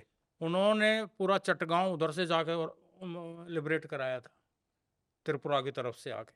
Sir, ऐसे भी कोई मिशंस होते हैं जहाँ पे नो रिटर्न प्लान होता है? जहाँ पे no return, return plan in the sense, मतलब कि बस जाना है बट वापसी की कोई गारंटी नहीं है, आप एक बार जा रहे हो तो देर इज नो नहीं गारंटी। गारंटी तो फिर आने की किसी चीज़ की भी नहीं है ये हम्म। तो। लेकिन ये एक एग्जीक्यूशन यूजुअली हम कराते हैं। मतलब जितना डिपार्टमेंट से हेल्प होती है उसके लिए कर देते हैं। नहीं कराते हैं हम, अगर कोई कहीं ऑपरेशन कहीं बाहर भी करना है हम्म। तो वो हम किससे हो सकता है, कैसे हो सकता है, वो प्लान हम ही करते हैं, फिर उसको एग्जीक्यूट कराते हैं। बट ऐसे प्लान्स होते हैं ऐसे प्लान्स होते हैं। जहाँ पे गारंटी नहीं है कि आप हाँ, वापस हाँ। लौटोगे। अच्छा सर, जैसे आर्मी में है, आर्मी में एक बंदा सोल्जर होता है तो उसको ऐसा लगता है कि भाई मैं, ठीक है, I am doing for my nation, but जैसे ये एजेंट्स होते हैं, आपने जैसे बताया, पे रोल पे होते हैं, राइट? आप इनको पैसे देते हो, पैसे? उनको भी देश भावना उनमें भी होती है, ऐसी बात नहीं है। उनको पता होता है कि दैट वो देश ये के लिए कर रहे काम। हैं लेकिन उनको भावना उनमें भी होती है। देखिए घर परिवार तो सबको चलाना है, राइट, सही बात है। लेकिन वो भावना उनके अंदर भी होती है, ऐसी बात नहीं है। अच्छा सर, एक चीज़ है मुझे पूछनी थी, जैसे जो रॉ ऑफिसर्स होते हैं, जैसे आपने देखा होगा आर्मी ऑफिसर्स होते हैं तो उनको कुछ फैसिलिटीज़ दी जाती हैं, हम्म। लाइक गवर्नमेंट फैसिलिटीज़, नौकर चाकर मिलते हैं, सब्सिडीज़ मिलती हैं। क्या रॉ में भी ऐसे ही नहीं, होता है? ऐसा नहीं है। अच्छा। हम तो for all practical purposes civil employees हैं, किसी को पता ही नहीं है वैसे तो। किसी को नहीं पता। हाँ, ओके। जैसे कि नॉर्थ ईस्ट में पोस्टिंग हो जाती हम्म। है या लेह लद्दाख में होती है, हम्म। तो वहाँ जो और गवर्नमेंट सर्वेंट को 20-25% का बेनिफिट है, वो हमें भी है। स्पेशल बेनिफिट कुछ नहीं है। अच्छा, स्पेशल बेनिफिट नहीं, नहीं होता, क्योंकि यूजुअली ये एक कमी है। ये एक कमी है, होना लेकिन चाहिए। लॉ ऐसा है, कानून ऐसा है, गवर्नमेंट की पॉलिसी ऐसी है। अब राव R&W जो है, हम्म। ये एक किस्म से सरकार का आयरन हैंड नहीं है। हम्म। आयरन हैंड के लिए आप मार दिया, ये कर दिया, इसके संबंध नहीं। हम तो बाकायदा गवर्नमेंट को इन्फॉर्म कर देंगे, हम्म। फिर गवर्नमेंट जैसा डिसीजन लेगी। गवर्नमेंट ने दस कि हमारा चीफ जो है वो फिर डिस्कस करेगा प्रधानमंत्री से या होम मिनिस्ट्री से, जो भी है, फिर वहाँ से जो डायरेक्शन आएगी किस तरह इम्प्लीमेंट करना है, वो वो इम्प्लीमेंट होगा। अच्छा, ऐसा सर हुआ है आपके साथ लाइफ में, एक्सपीरियंस में, कि आप एक ऑपरेशन में थे और आपको लगा कि दैट जो जो पर्सन टारगेटेड था वो आपके सामने है, अगर मेरे को आदेश मिल जाए तो मैं उसको न्यूट्रलाइज कर सकता हूँ, बट ऊपर वाले ने मना कर दिया हो, आपके जो नहीं, ऊपर। अगर वो देखिए, अब कोई पिस्टल लिए खड़ा है और मेरे पास भी पिस्टल है और मुझे लग रहा है ये मार देगा, तो मैं ही मारूंगा उसको पहले। हम्म। राइट। इसमें तो किसी के ऑर्डर की जरूरत ही नहीं। राइट। हाँ। बट कभी कभार ऐसा होता है, जैसे मैंने एक मैंने पढ़ा था कि दैट somebody caught दाऊद, उन्होंने दाऊद को देख लिया था, वो मार सकते थे उनको, बट उनको परमिशन नहीं मिली उनको उधर से ऐसा नहीं निकलने, था, उनको निकलने के लिए ऐसा बोल। नहीं था। अच्छा। दाऊद पर अटैक हुआ था। दाऊद पे अटैक हुआ था? हुआ ओके। था। और दाऊद पर अटैक हुआ था, और दाऊद की किस्मत अच्छी थी कि उसके घर के सामने जहाँ वो बैठ के दूर से अटैक हुआ था, हम्म। सामने बिल्कुल, हाँ। वो कुछ होगा, कुछ मीटर होगा, 100 मीटर होगा, 200 मीटर, जो भी है, तो पर्टिकुलर गन से जिससे अटैक किया उसकी लड़की बीच में आ गई बाई चांस, अच्छा। और वो मर गई। पर वो दाऊद कोई टारगेट था? दाऊद मार दिया था ऑलमोस्ट। अच्छा। अगर लड़की नहीं आती बीच में, उसकी किस्मत अच्छी थी, और वो लड़का जो था वो यहीं से भेजा गया था। वो फिर आया वापस और बाकायदा वो उसको ठीक ठाक से इन्होंने रखा हुआ। सर जैसे हमारी एक फॉरेन एजेंसी है, बहुत अच्छा काम कर रही है and it's doing pretty well, but एक चीज़ आती है सर सामने, अब इतने सारे इंसिडेंट्स हो जाते हैं हमारे देश में। अभी पहलगाम अटैक हुआ जिसने पूरे देश में सनसनी फैला दी, वॉर लाइक सिचुएशन हो गई। उससे भी पहले इन्होंने काफ़ी सारे अटैक्स करे। 89 से हो ही रहे हैं। 89 से लगातार हो रहे हैं, सही जब बात है। मुफ्ती की बिटिया का वहाँ पे है वो किडनैपिंग हुई थी, हाँ ये यासिन मलिक ने इसने कराई थी, जेल में है शायद वो। तो ये लोग JKLF के पेरोल थे, एंटी इंडियन थे। राइट। 89 से ही फैला है ये, उससे पहले नहीं था। और अब तो ऑलमोस्ट ख़त्म हो गया है। राइट। बट इतने बड़े जो अटैक्स होते हैं, ये कैसे हो पाते हैं व्हेन रॉ इज नहीं, वर्किंग? ये तो पाकिस्तान की तरफ से फाइनेंसिंग हो रही थी, पाकिस्तान के प्लान ISI करा रही थी। बट अब कहते हैं ये आप अगर इंटेलिजेंस आप बहुत बड़ा फेलियर था इंडिया का। कौन सा जो अभी पहलगाम अटैक हुआ है, ये इंटेलिजेंस फेलियर था इंडिया का बहुत बड़ा। इंटेलिजेंस फेलियर भी कह सकते हैं, लेकिन अभी देखिए वहाँ का टेरेन ऐसा है, हिली टेरेन है, हर चप्पे चप्पे पे नज़र नहीं रख सकते। आपकी मेमोरी में रिवाइव कराना चाहता हूँ, 2014 से पहले हाँ जी। जब से ये सरकार बनी है हम्म। और अजीत डोवाल NS से बना है, राइट। उससे पहले की मैं सिचुएशन बताता हूँ। अहमदाबाद में बम फट रहे थे, हम्म। बेंगलोर में फट रहे थे, हैदराबाद में फट रहे थे, हम्म। और कई जयपुर में भी खतरा था, हमारे लाजपत नगर में भी शायद दिल्ली में फटे थे या को खतरा था। राइट। पूरे देश में हो रहा था ऐसा माहौल, हाँ, बम ब्लास्ट हो रहे थे। हो रहे थे ना। राइट। 14 में अजीत डोवाल NS से बने, उसके बाद कहीं फटे बम ब्लास्ट तो नहीं हुआ। राइट। और जगह सब कंट्रोल में है, राइट। किसी तरह की अफरा तफरी नहीं है। हाँ। जो पहले सिचुएशन थी उसको एकदम कंट्रोल कर लिया। राइट। कश्मीर था वो भी किसी हद तक कंट्रोल हो गया है। हम्म। अब पहलगाम में अगर टूरिस्ट जा रहे हैं तो कंट्रोल ही है ना, राइट। नहीं तो श्रीनगर के लाल चौक पे खड़ा होना मुश्किल हो गया था 2014 में से पहले। पहले। राइट। Of course. अब खूब टूरिज़्म अच्छी तरह वहाँ पे पनप रहा है, अच्छी तरह वहाँ पे लोगों की आमदनी बढ़ी है, हर तरह की का काम चल रहा है जी। सेब की के लिए डिमांड आ रही है जी। सही तो बात है। बहुत फ़र्क हुआ है, टूरिज्म बढ़ा। टूरिज़्म बढ़ा है। जम्मू एंड कश्मीर का। पहलगाम का इंसिडेंट हुआ है वो थोड़ा सा फेलियर है, मैं ये कहूँगा, लेकिन वो पाकिस्तान अपनी हरकतों से बाज नहीं आएगा, वो ऐसी टुच्ची मुच्ची हरकतें करता रहेगा, क्योंकि उन वो बड़ा काम नहीं कर सकते। जैसे हमने उनके 2 टुकड़े कर दिए, उनमें इतना दम नहीं है, वो इसी किस्म की घटिया हरकतों में लगे रहते हैं। आम छोटे में हम ऐसा काम नहीं करते वहाँ जाके। राइट। हम करेंगे तो बड़ा ही करेंगे। अभी है पाइपलाइन में, अभी पाइपलाइन में है। बलूचिस्तान में क्या हो रहा है देख रहे हो ना, वो पाकिस्तान का हिस्सा ही है। राइट। ट्रेन की ट्रेन गायब हो जाती है। क्या आपको लगता है कि दैट अब पाकिस्तान का दोबारा दो टुकड़े होने वाले हैं? होना जरूरी है कि हो भी जाएंगे शायद। इंडिया को फायदा होगा अगर दो टुकड़े हो जाते हैं पाकिस्तान के, बलूचिस्तान आज़ाद होता है तो? अगर उनका फोकस इधर है हम्म। तो फिर उधर भी डाइवर्ट होगा कुछ तो। सर मैं ये जानना चाहूँगा, एक रॉ ऑफिसर की क्या सैलरी पैकेजेस, क्या हाई एंड सैलरीज होती हैं या नॉर्मल एम्प्लॉय नहीं, जितनी ही सैलरी? नॉर्मल जब रॉकेट सेक्रेटरी की भी वही सैलरी है, होम सेक्रेटरी की भी वही सैलरी है, डिफेंस सेक्रेटरी की भी वही सैलरी है, अच्छा, सेम सैलरी। एजुकेशन सेक्रेटरी की भी वही सैलरी है।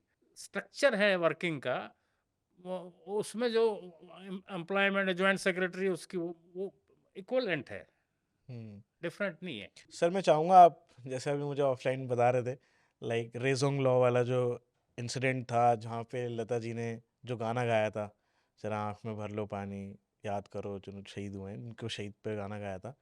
एक बार मैं चाहूँगा आप वो इंसिडेंट ज़रूर बताओ हमारी ऑडियंस के लिए, बिकॉज लोगों को नहीं पता वो बिल्कुल। 62 की जो सो कॉल्ड वार थी, राइट। उसके बाद लता जी ने गाना गाया था, है मेरे वतन के लोगों जरा आंख में भर लो पानी, राइट। जो शहीद हुए हैं उनकी जरा याद करो कुर्बानी। राइट।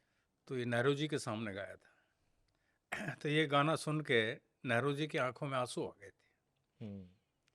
उसमें एक अंतरा था, एक एक ने 10 को मारा, फिर गिर गए होश गवा के, जब अंत समय आया तो कह गए कि हम चलते हैं, खुश रहना देश के वीरों, अब हम तो सफ़र करते हैं। ये एक राजंगला का जब वो आमने सामने चाइनीज से हुआ, हथियार खत्म हो गए, हाँ, मतलब अम्युनिशन खत्म हो गया, तो हाथापाई हुई।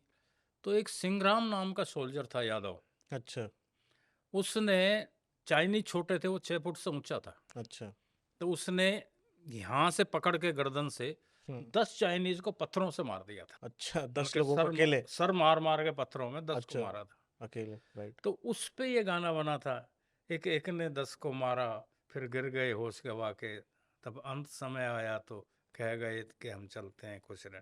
तो ये सिंगराम जो सोल्जर था यादव, उसके ऊपर ही अंतरा बना था। वाह! तभी वो कवि जो थे जिन्होंने ये गाना लिखा था, तब उन्होंने ये इंसिडेंट को इस तरह एक्सप्लेन पोर्ट्रे करा। किया, ऐसा एक्सप्लेन किया था।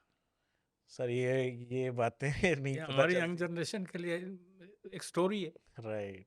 है। बट सर ये भी होता है कि दैट जो चीज़ हुई है उसके पीछे अगर कोई गाना बना है तो उसके पीछे भी ये लॉजिक मैं है। ही बता रहा हूँ, किसी को पता ही नहीं। राइट।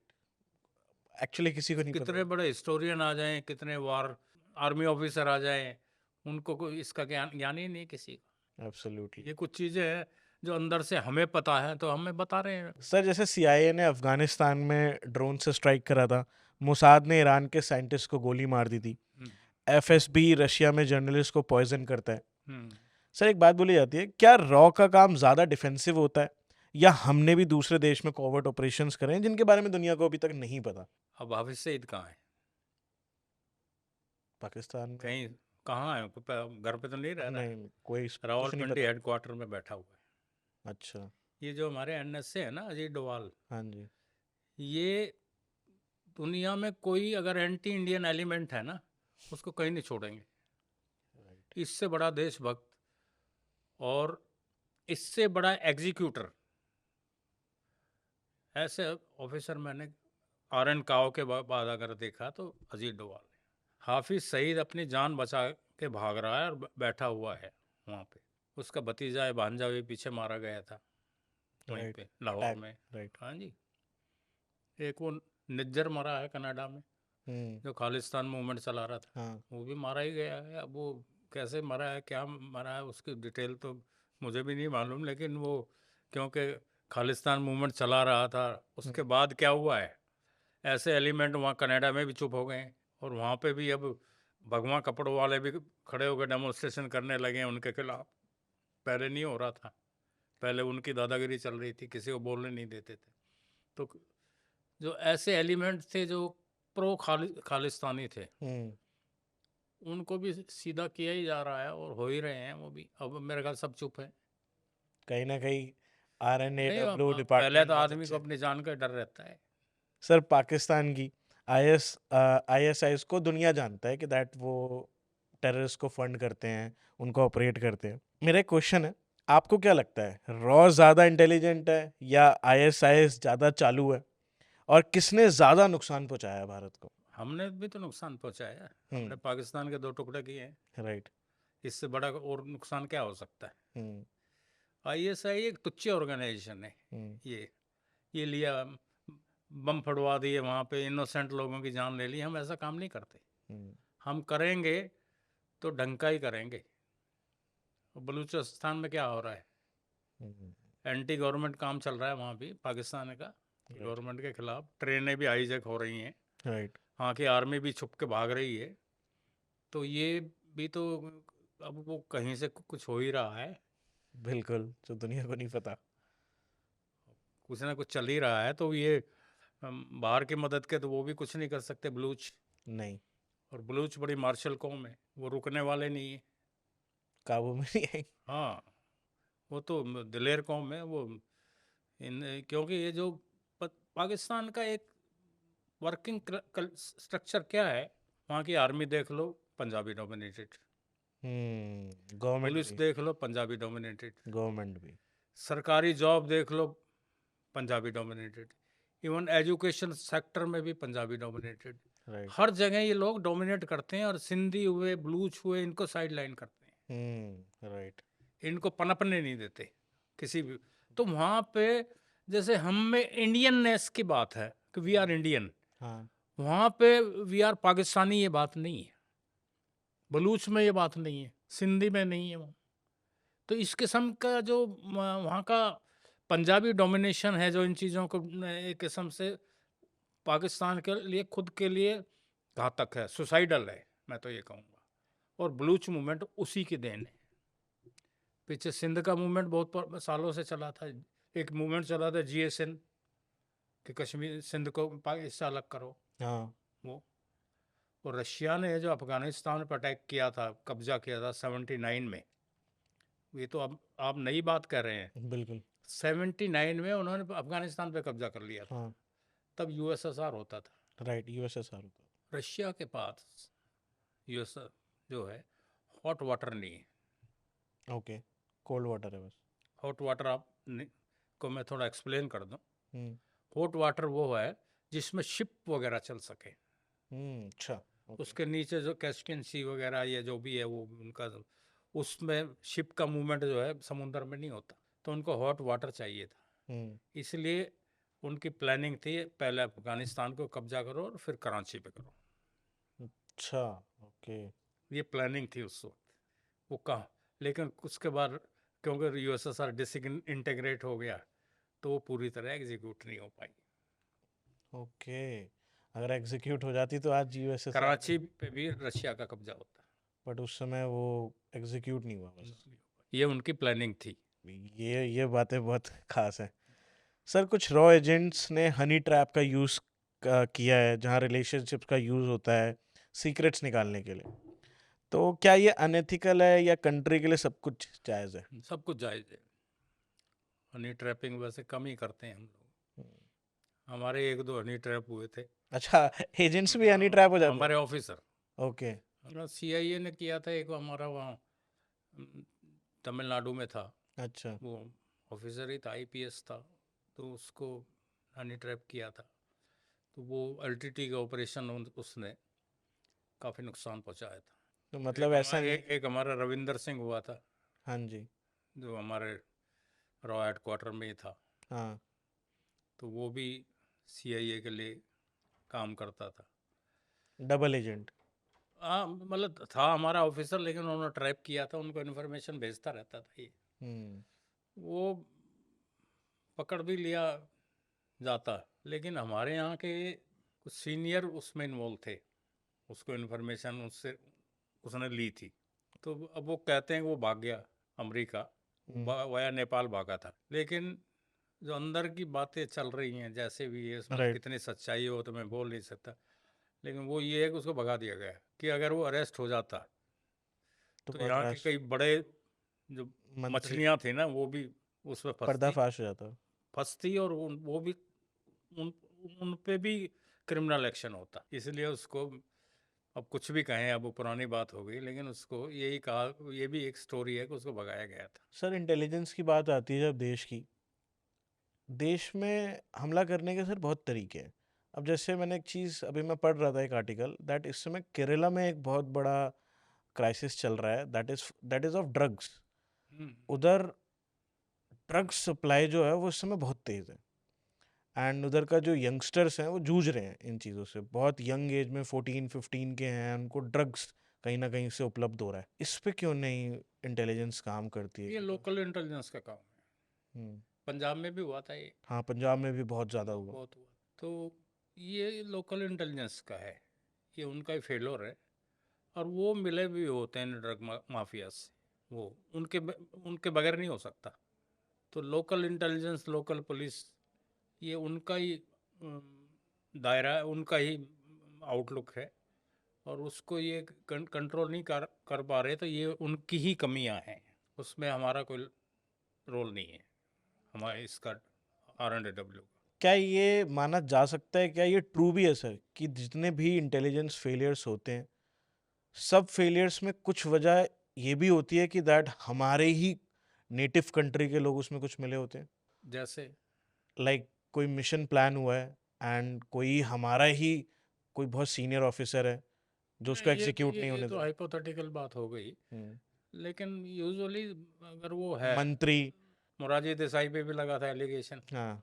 कि CIA एजेंट, वो नहीं था, नहीं।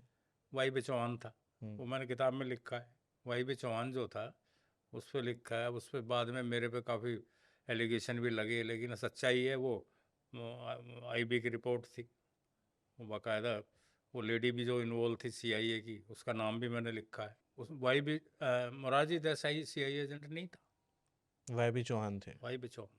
और जो एक सैमुअल हर्ष था जिसने किताब लिखी थी, हम्म। अमेरिकन वो था, हम्म। तो उसके पास उसको सिर्फ 3 क्लू दिए गए थे हम्म। कि वो देश का एक स्टेट का चीफ मिनिस्टर था। ये क्लू दिए थे उसको। अच्छा। वो इंडिया का डिफेंस मिनिस्टर भी रहा है हम्म। और इंडिया का डिप्टी पीएम भी रहा है। हम्म। मोरारजी भी एक स्टेट का सीएम था और वाई बी चौहान भी था। राइट। वाई बी चौहान भी डिफेंस मिनिस्टर रहा है और मुरारजी। मोरारजी को भी चार्ज दिया गया था कुछ पीरियड। दोनों डिप्टी पीएम रहे थे। दोनों। तो फिर फोकस क्या हो गया, मोरारजी की तरफ कर मुरारजी दिया देखाई। गया, लेकिन वो था वाई बी चौहान पे।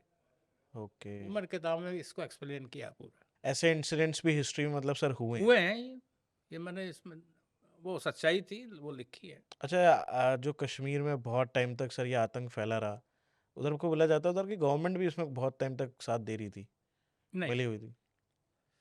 उस वक्त का वहाँ पे क्या फोर्सेस भी डिमोलाइज थी। हम्म। मनमोहन सिंह का पीरियड था ना, उसमें ये कमियां थी। मनमोहन सिंह एक इकोनॉमिस्ट था, राइट। इन चीज़ों को सीरियसली उन पर इतना तवज्जो नहीं देते थे। हम्म।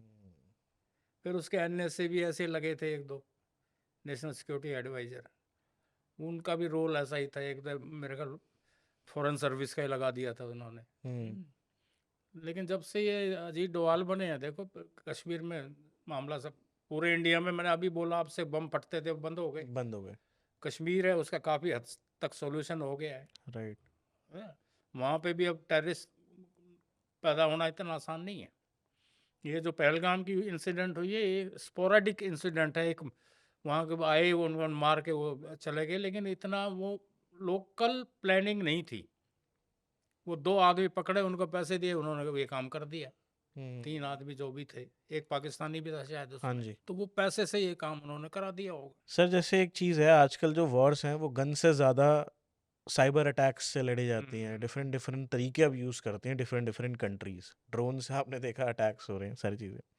क्या रॉ आज भी पुरानी टैक्टिक्स यूज़ करता है, ऐसी बात नहीं है। या रॉ भी अब नई टैक्टिक्स? सब जगह परफेक्ट है। अभी आपकी मोबाइल है ना, हाँ जी। वो ऐसी मशीन आ गई है, आपका नंबर डाला, सब कुछ आपका ऑडियो वीडियो सब, पिक्चर विक्चर सब रिकॉर्ड हो जाएगी। अच्छा। हाँ, पीछा करने की ज़रूरत नहीं है, या वो पीएनटी डिपार्टमेंट में जाकर टैप करने की ज़रूरत नहीं है। आजकल ये सब इंजाम है। यानी कि हाई टेक्नोलॉजी रॉ भी यूज़ हाँ हाँ, करता है। सब कुछ है। जो अगर सीआईए के पास है, मोसाद के पास है, तो हमारे पास भी। सर बहुत बार सुना गया है कि रॉ के अंदर भी करप्शंस हैं, ईगो हम्म। क्लैश है और पॉलिटिक्स होती है। क्या आपको लगता है कि इस सिस्टम के अंदर कुछ ऐसे लोग हैं जो देश से ज़्यादा अपना फ़ायदा देखते हैं? यहाँ सारा काम पैसे से होता है। हाँ जी, बिल्कुल। बाहर के ऑपरेशन जो हैं वो भी पैसे से होते हैं। एक रॉ का चीफ था, हम्म। उसने एलटीटी के ऑपरेशन किए थे, लेकिन वो करप्ट हो गया। हम्म। उसकी 8 या 10 प्रॉपर्टी हैं, दिल्ली में भी हैं, नोएडा में भी हैं, बेंगलोर में भी थी। उसकी सारी डिटेल वगैरह किसी तरह मेरे पास भी आ गई थी। हम्म। तो हमने फिर उसकी कंप्लेंट वगैरह की थी। तो सीबीआई इंक्वायरी भी थी, शायद आजकल भी उस पर केस वेस चल ही रहा। अब तो वो भगवान को प्यारे हो गए। हम्म। लेकिन ये है कि बच्चे एंजॉय कर ही रहे हैं। नहीं, सैलरी उसकी कितनी थी? 3,000 रुपये। हम्म। प्रॉपर्टी 8 या 10 हैं। तो सारा काम यहाँ, अब वो मैंने एक रॉ के चीफ थे, मेरे मित्र थे, मैंने पूछा जी मैं कि ये क्या चक्कर था, ये कैसे हो गया? उन पे एक अखबार में खबर छप गई थी, उनका नाम छप गया था, इन्होंने 1 लाख रुपए किसी से, पता नहीं कोई पकड़ा गया था, उसने कहा मैंने 1 लाख रुपए उन रॉ चीफ को दिए थे। उनका नाम भी आ गया था उसमें, कौन सा था वो मैं नाम भूल रहा हूँ मैं। वो बड़ा स्कैम हुआ था उसने। तो 1 लाख रुपए में उनका नाम आ गया था। तो मैंने उनको फ़ोन किया, मेरे मित्र थे।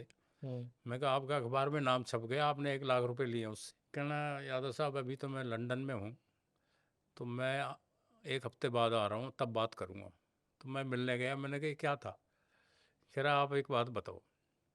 कहता, आप मेरे से मिलने आते थे ऑफिस में, जिसमें ऑफिस में इनका रॉ चीफ बैठते हैं जहाँ। मैं कहना पीछे अलमारियाँ देखी थी कितनी रखी हुई हैं? मैंने कहा, कहना वो अलमारी में फाइलें थोड़ी थी, हाँ। वो नोटों से भरी थी, डॉलर से भरी थी, पाउंड से भरी थी। अच्छा। तो जहाँ काम लेना होता था वो उसके लिए वो यूज़ हुआ, वहाँ से पैसा यूज़ होता था। हाँ। कहता, मैं 1 लाख रुपए लेता, चाहता था कितनी अटैचियाँ भर के ले जाता मैं। सही बात है। कहता, इंडियन करेंसी नहीं, वो बाहर की भी ले जाता है। Dollar, pounds. तो कहता है, करप्ट होना हो तो कितना ही हो जाओ यहाँ। तो कहता है, 1 लाख रुपए मैं लूंगा। तो रॉ का चीफ अगर करप्ट होना चाहे तो कोई लिमिट ही नहीं है। लेकिन वहाँ भी अगर सीक्रेट ऑपरेशन करने हैं तो वो अकाउंटेबल ही होता है। अपनी फाइलें बनानी पड़ेंगी, तुम्हें इतना खर्चा हुआ, ये हुआ, ये हुआ, वो रहेगा लिमिटेड वहाँ तक ही। सर एक सेगमेंट है हमारा रैपिड फायर, इसको अच्छा, रैपिड फायर राउंड बोलते हैं। मतलब ओके। इसमें आपको शॉर्ट आंसर्स देने हैं, लोगों के क्यूरियोसिटी वाले क्वेश्चंस होते हैं। हम्म। रॉ या सीआईए, कौन ज़्यादा डेंजरस होता है? कौन ज़्यादा डेंजरस है? देखिए, रॉ के जो एरिया ऑफ ऑपरेशन है ना, हम्म। वो इसके नेबरिंग कंट्रीज तक लिमिटेड है। एशिया। नेबरिंग कंट्रीज में ठीक है। कहूँगा। अब जैसे मालदीव्स वगैरह में भी हमारी ज़रूरत रहती है, वहाँ पे वहाँ तक ही है। CIA जो अमेरिका है, दुनिया का दादा है। उसने तो 21 साल वियतनाम में भी लड़ाई लड़ी है। राइट। और कहाँ वियतनाम और कहाँ अमेरिका। कहाँ अमेरिका? अब ईरान पे हो रहा है। तो अमेरिका, एक मैंने कहा, दुनिया का दादा है। तो ये तो जहाँ के भी ऑपरेशन दुनिया में ऐसे एलिमेंट हो गए, वहाँ पहुँच जाते हैं।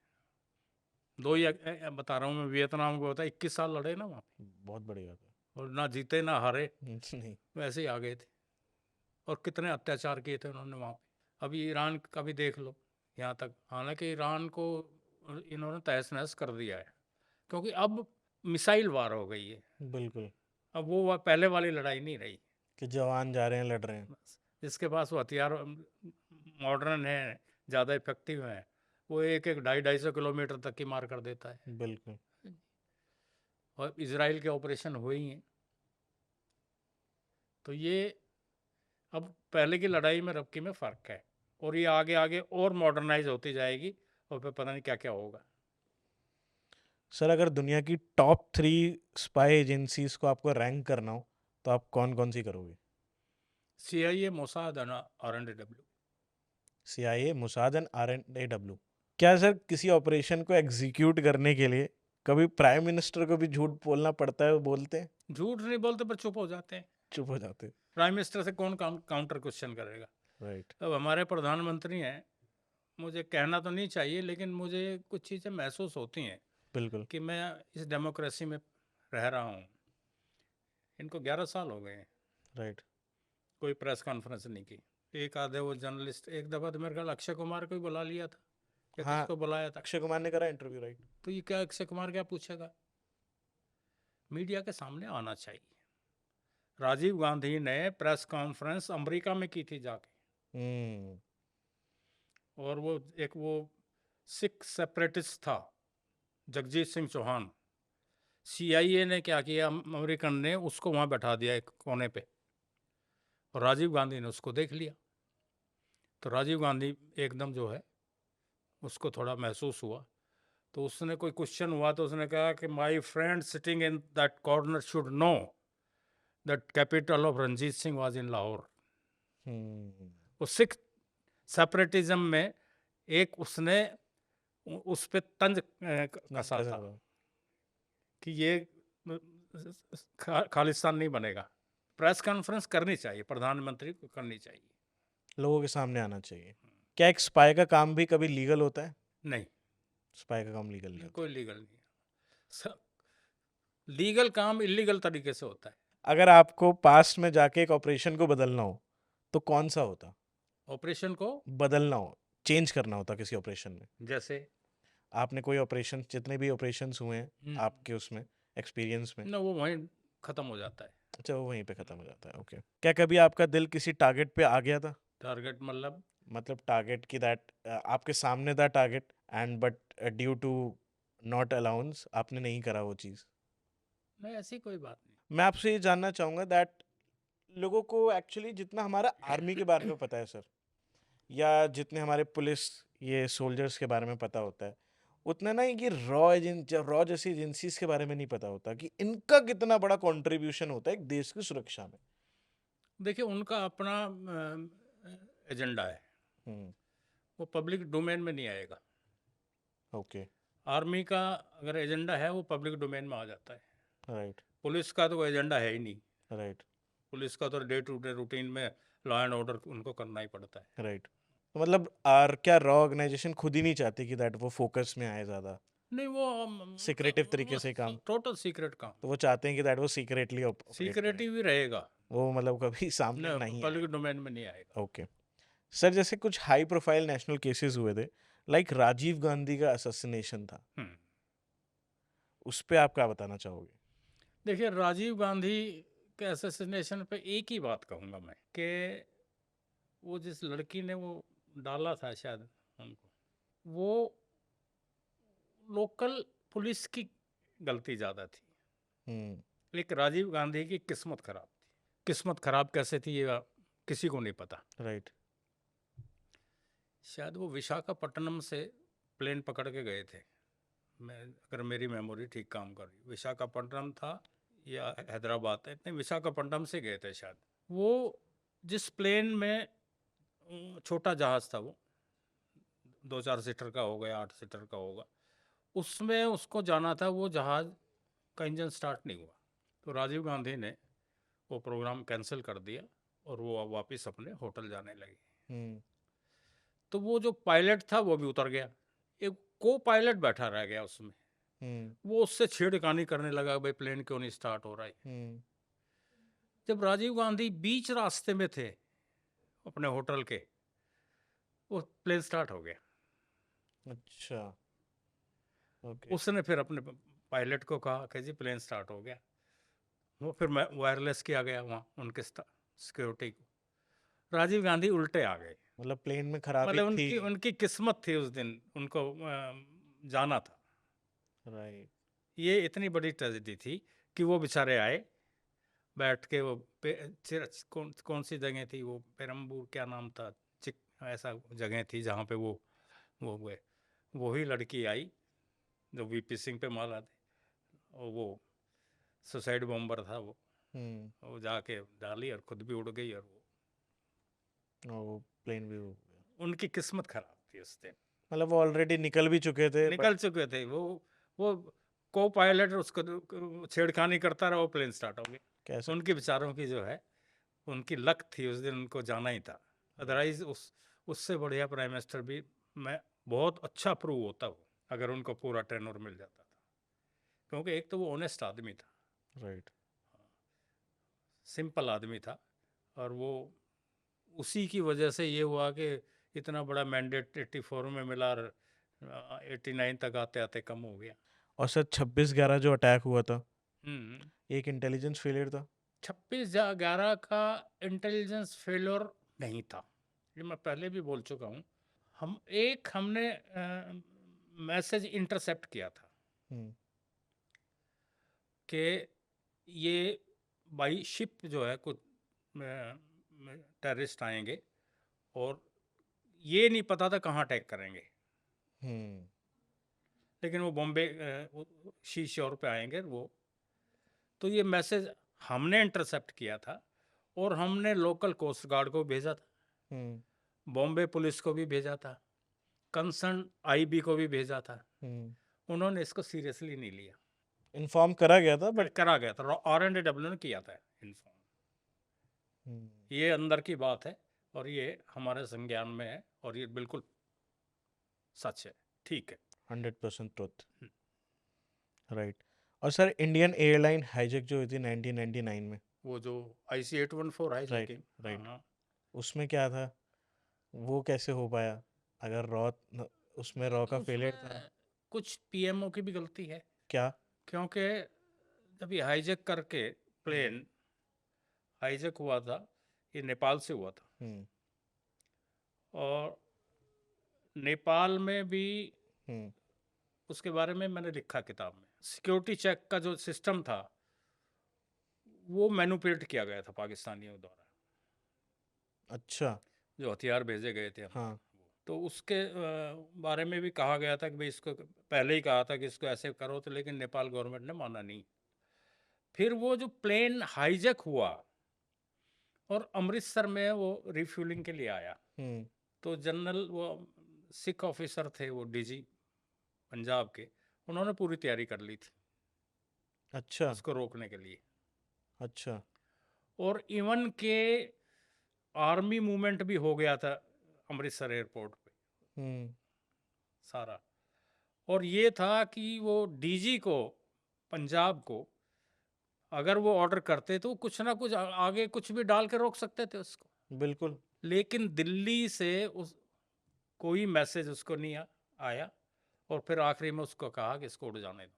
तो ये जो दिल्ली में बैठे थे एनालिस्ट, ये राइट। उनकी गलती थी। पहली बात तो ये कि इस ऐसी हाईजैकिंग में with in half an hour, एक राजीव गांधी भवन है हमारे दिल्ली में, उसमें एक बाकायदा इसका वो किया होता कि आप हाफ एन आवर में सारी एजेंसीज मिलेंगी। हम्म।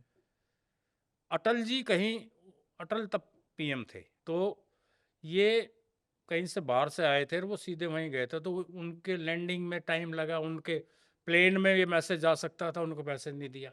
हाँ। तो जो टाइम कंज्यूम हुआ ना, वो दैट बिकेम द प्रॉब्लम। वो गलत हुआ। टाइम डिफरेंस और आधा आ गया। और उसके लिए कंधार में भी अटैक करने के लिए हम्म। एनएसजी कमांडो हमारे बैठ गए थे, हम्म। प्लेन तैयार था।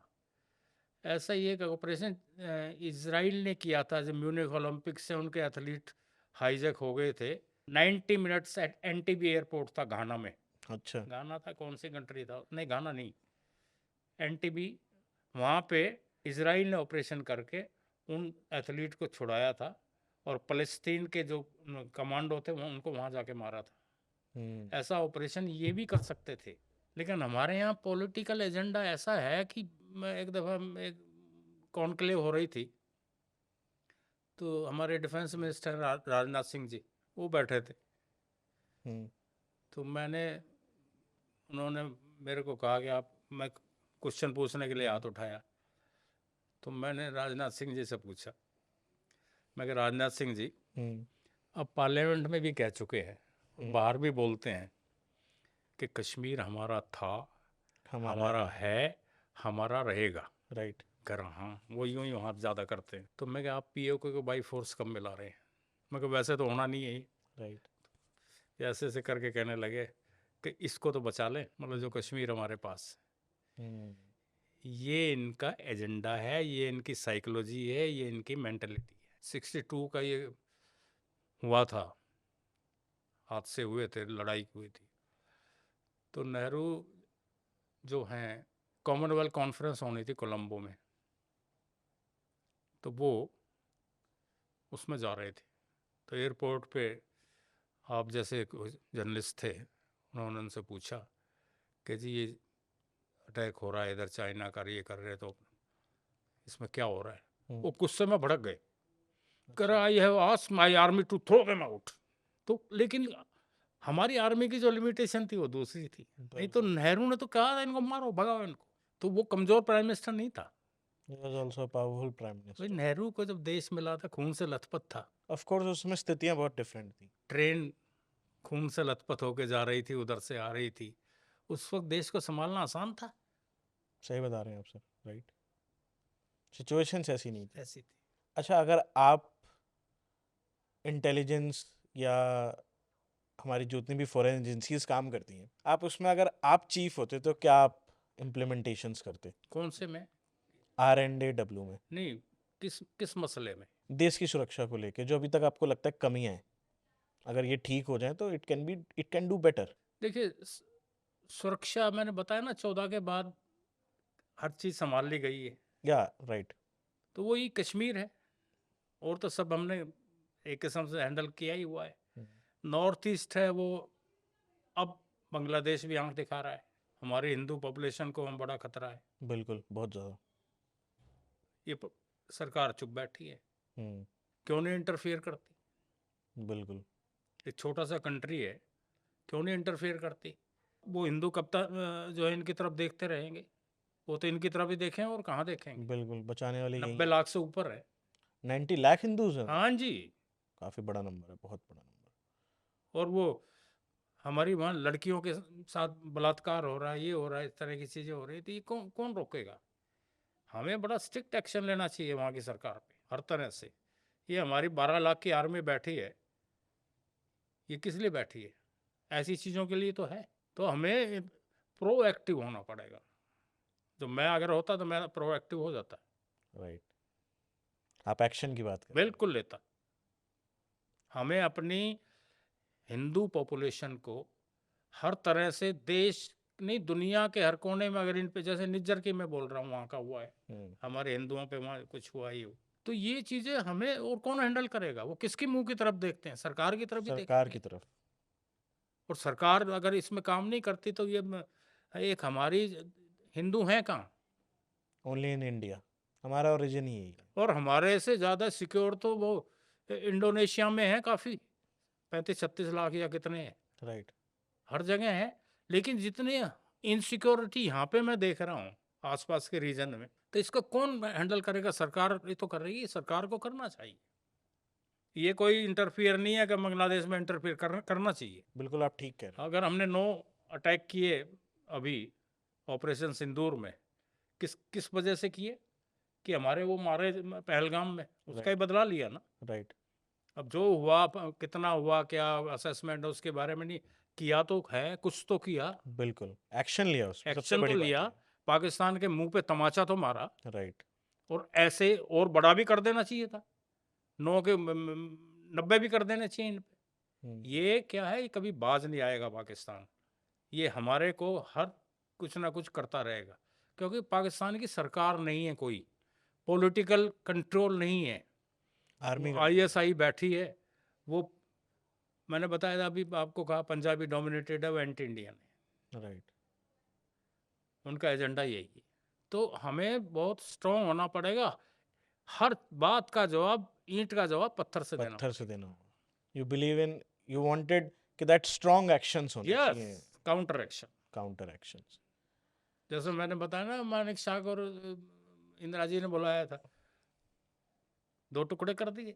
हम्म। इससे बड़ा ऑपरेशन और क्या होगा? राइट। अब वो आयरन लेडी क्यों कहते थे? उसके इवन अटल ने कहा था कि ये दुर्गा है।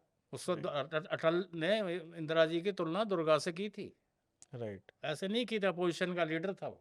हाँ, अपोजिशन का लीडर अगर पार्टी के, नहीं, उसने किया तभी तो उसने, उन्होंने सच्चाई बोली। सर अगर एक जो RNAW में ऑफिसर्स होते हैं, उनकी डेली लाइफ का रूटीन क्या होता है? मतलब का क्या रूटीन होता है? जैसे अगर हम पुलिस वालों को देखते हैं तो उनका रूटीन ये रहता है, सुबह उठ के नहीं, आपको वो भी थाना, अपने सवेरे ऑफिस आना है, फिर जैसी होगी। डेली लाइफ वर्क क्या होता है? मतलब डेली क्या वर्क होती है, क्या भाई वर्किंग प्रोसेस ज़्यादातर यही तो, वर्किंग आवर्स भी यही हैं है? अच्छा। सारे। लेकिन हाँ, जरूरत पड़े तो रात को बैठ जाओ जितनी देर हो, जो है ना। ज़्यादातर यहाँ पे एनालिसिस जॉब होते हैं, ऑपरेशन के डेस्क अलग हैं, ये वो सारी प्लानिंग, डेली काम। और क्या होगा? प्लानिंग का ही होगा। राइट। और देश की सुरक्षा से लिंक्ड सारे मामले रोज ही वही डिस्कशन होते हैं। सर आप हमारी जनता के लिए, जो हमारी जनता के बहुत सारे यंग व्यूअर्स हैं, आप उनको कोई मैसेज देना चाहो लाइफ के लिए, आपकी तरफ से क्या मैसेज है? कोई अगर मैसेज देना चाहो। देखिए, मैं यही कहना चाहूँगा कि ये मैं अपनी संस्था के बारे में बोलूँगा, बाकी और बिल्कुल। तो क्या। ये संस्था इतनी मजबूत है, खतरनाक भी है। हम्म। देश के खिलाफ जो भी कहीं किसी कोने में दुनिया में काम होगा, कोई करेगा, हम्म। उसको ये छोड़ेगी नहीं। राइट। और देश हर तरह से सिक्योर है, कोई भी किसी को घबराने की ज़रूरत नहीं है। ये एजेंसी बहुत मजबूत है और देश की सुरक्षा का हर कवच इसके हाथ में है। बिल्कुल भी आप निश्चिंत रहिए, और देश आगे बढ़ेगा, और इंडिया एक बहुत बड़ी पावर है, रहेगा, और इस रीजन में सबसे पावरफुल है। चाइना भी हमारे सामने कुछ नहीं है, पाकिस्तान तो कुछ है ही नहीं। Thank you so much sir for joining our show, and आपने बहुत एनलाइट कर दिया। आज आपने बहुत ऐसी चीज़ें बताई हैं जो मैं बिल्कुल भी नहीं पता थी। तो हमारी ऑडियंस को बहुत कुछ नहीं, नया मैं पता तो ये चला होगा। चाहता हूँ कि देशवासियों को, अगर हम जो मेरा अंदर चीज़ें हैं, वो जितना पता चले वही कम है, राइट। ताकि ये हमारी संस्था के बारे में कोई गलत फहमियाँ हैं वो भी दूर हो जाएं, और संस्था कितनी मजबूत है ये इनके दिमाग में बैट से। राइट, मैं उसी के बारे में मिशन बताता RNAW, था। राइट, उसमें मैंने सब एक्सप्लेन किया है। और एक दूसरी किताब मेरी है न्यूक्लियर बॉम्ब इन गंगा। राइट, ये बहुत बड़ी एक रिसर्च है, और उसमें एक ऐसा वो पड़ा हुआ है nuclear radiation material Nanda Devi में, उस पर मैंने रिसर्च की है। और उसका नाम किताब का न्यूक्लियर बॉम्ब इन गंगा रखा है। वो बहुत बड़ा खतरा है हमारी गंगा के लिए। सर मैं चाहूँगा अगर आपने उसके बारे में बात करी है तो आप थोड़ा सा उस पर रोशनी ज़रूर डाल दीजिए कि दैट व्हाट इज़ इट, क्या मुद्दा है वो पूरा।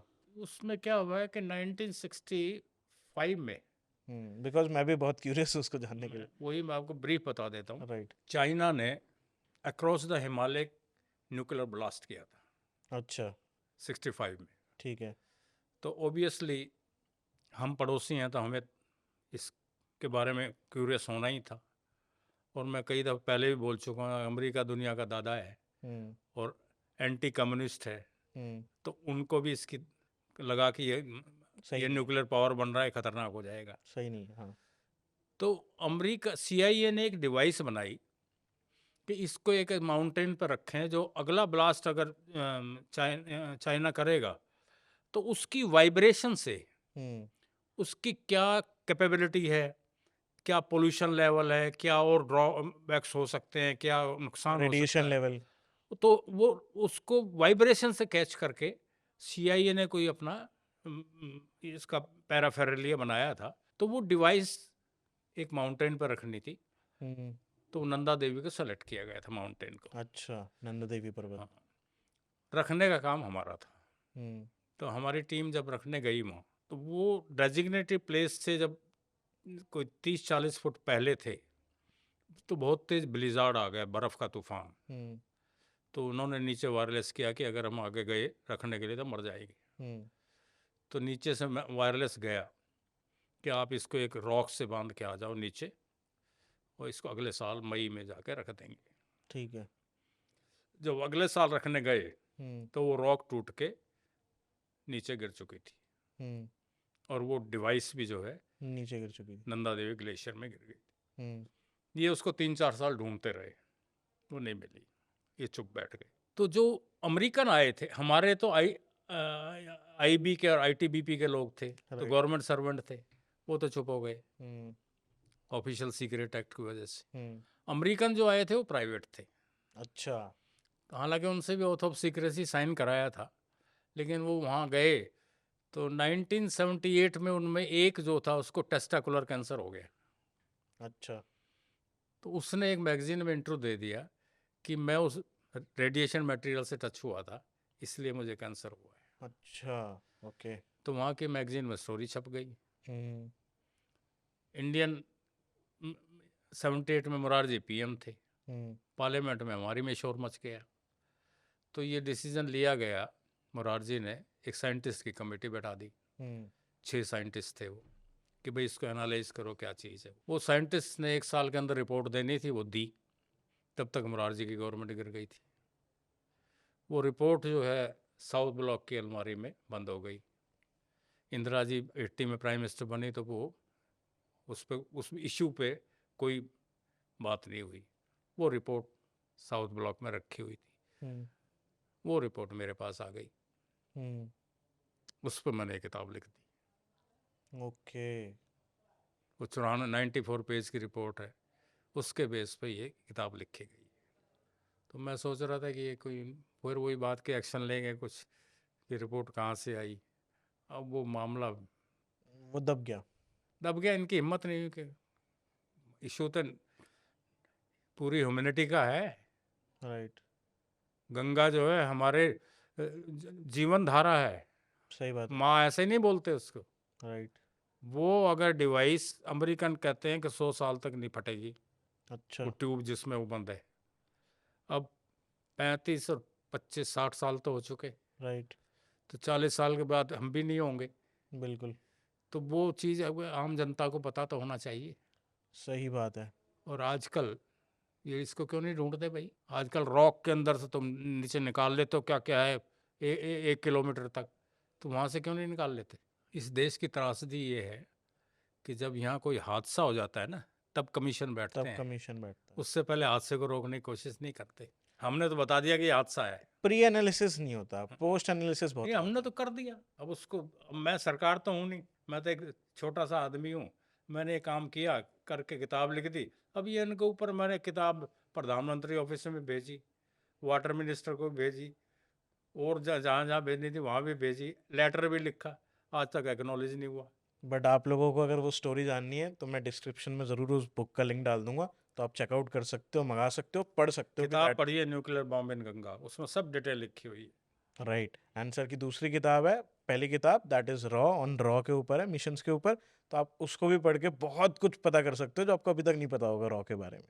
So thank you very much for joining us. और मैं चाहूँगा आप दोबारा भी हमारे शो पर आओ, बिकॉज हम बहुत बात कर सकते हैं। मुझे ऐसा लगता है आपके पास बहुत टॉपिक्स हैं, बहुत एक्सपीरियंस है, वास्ट एक्सपीरियंस है। And thank you for coming and enlightening people.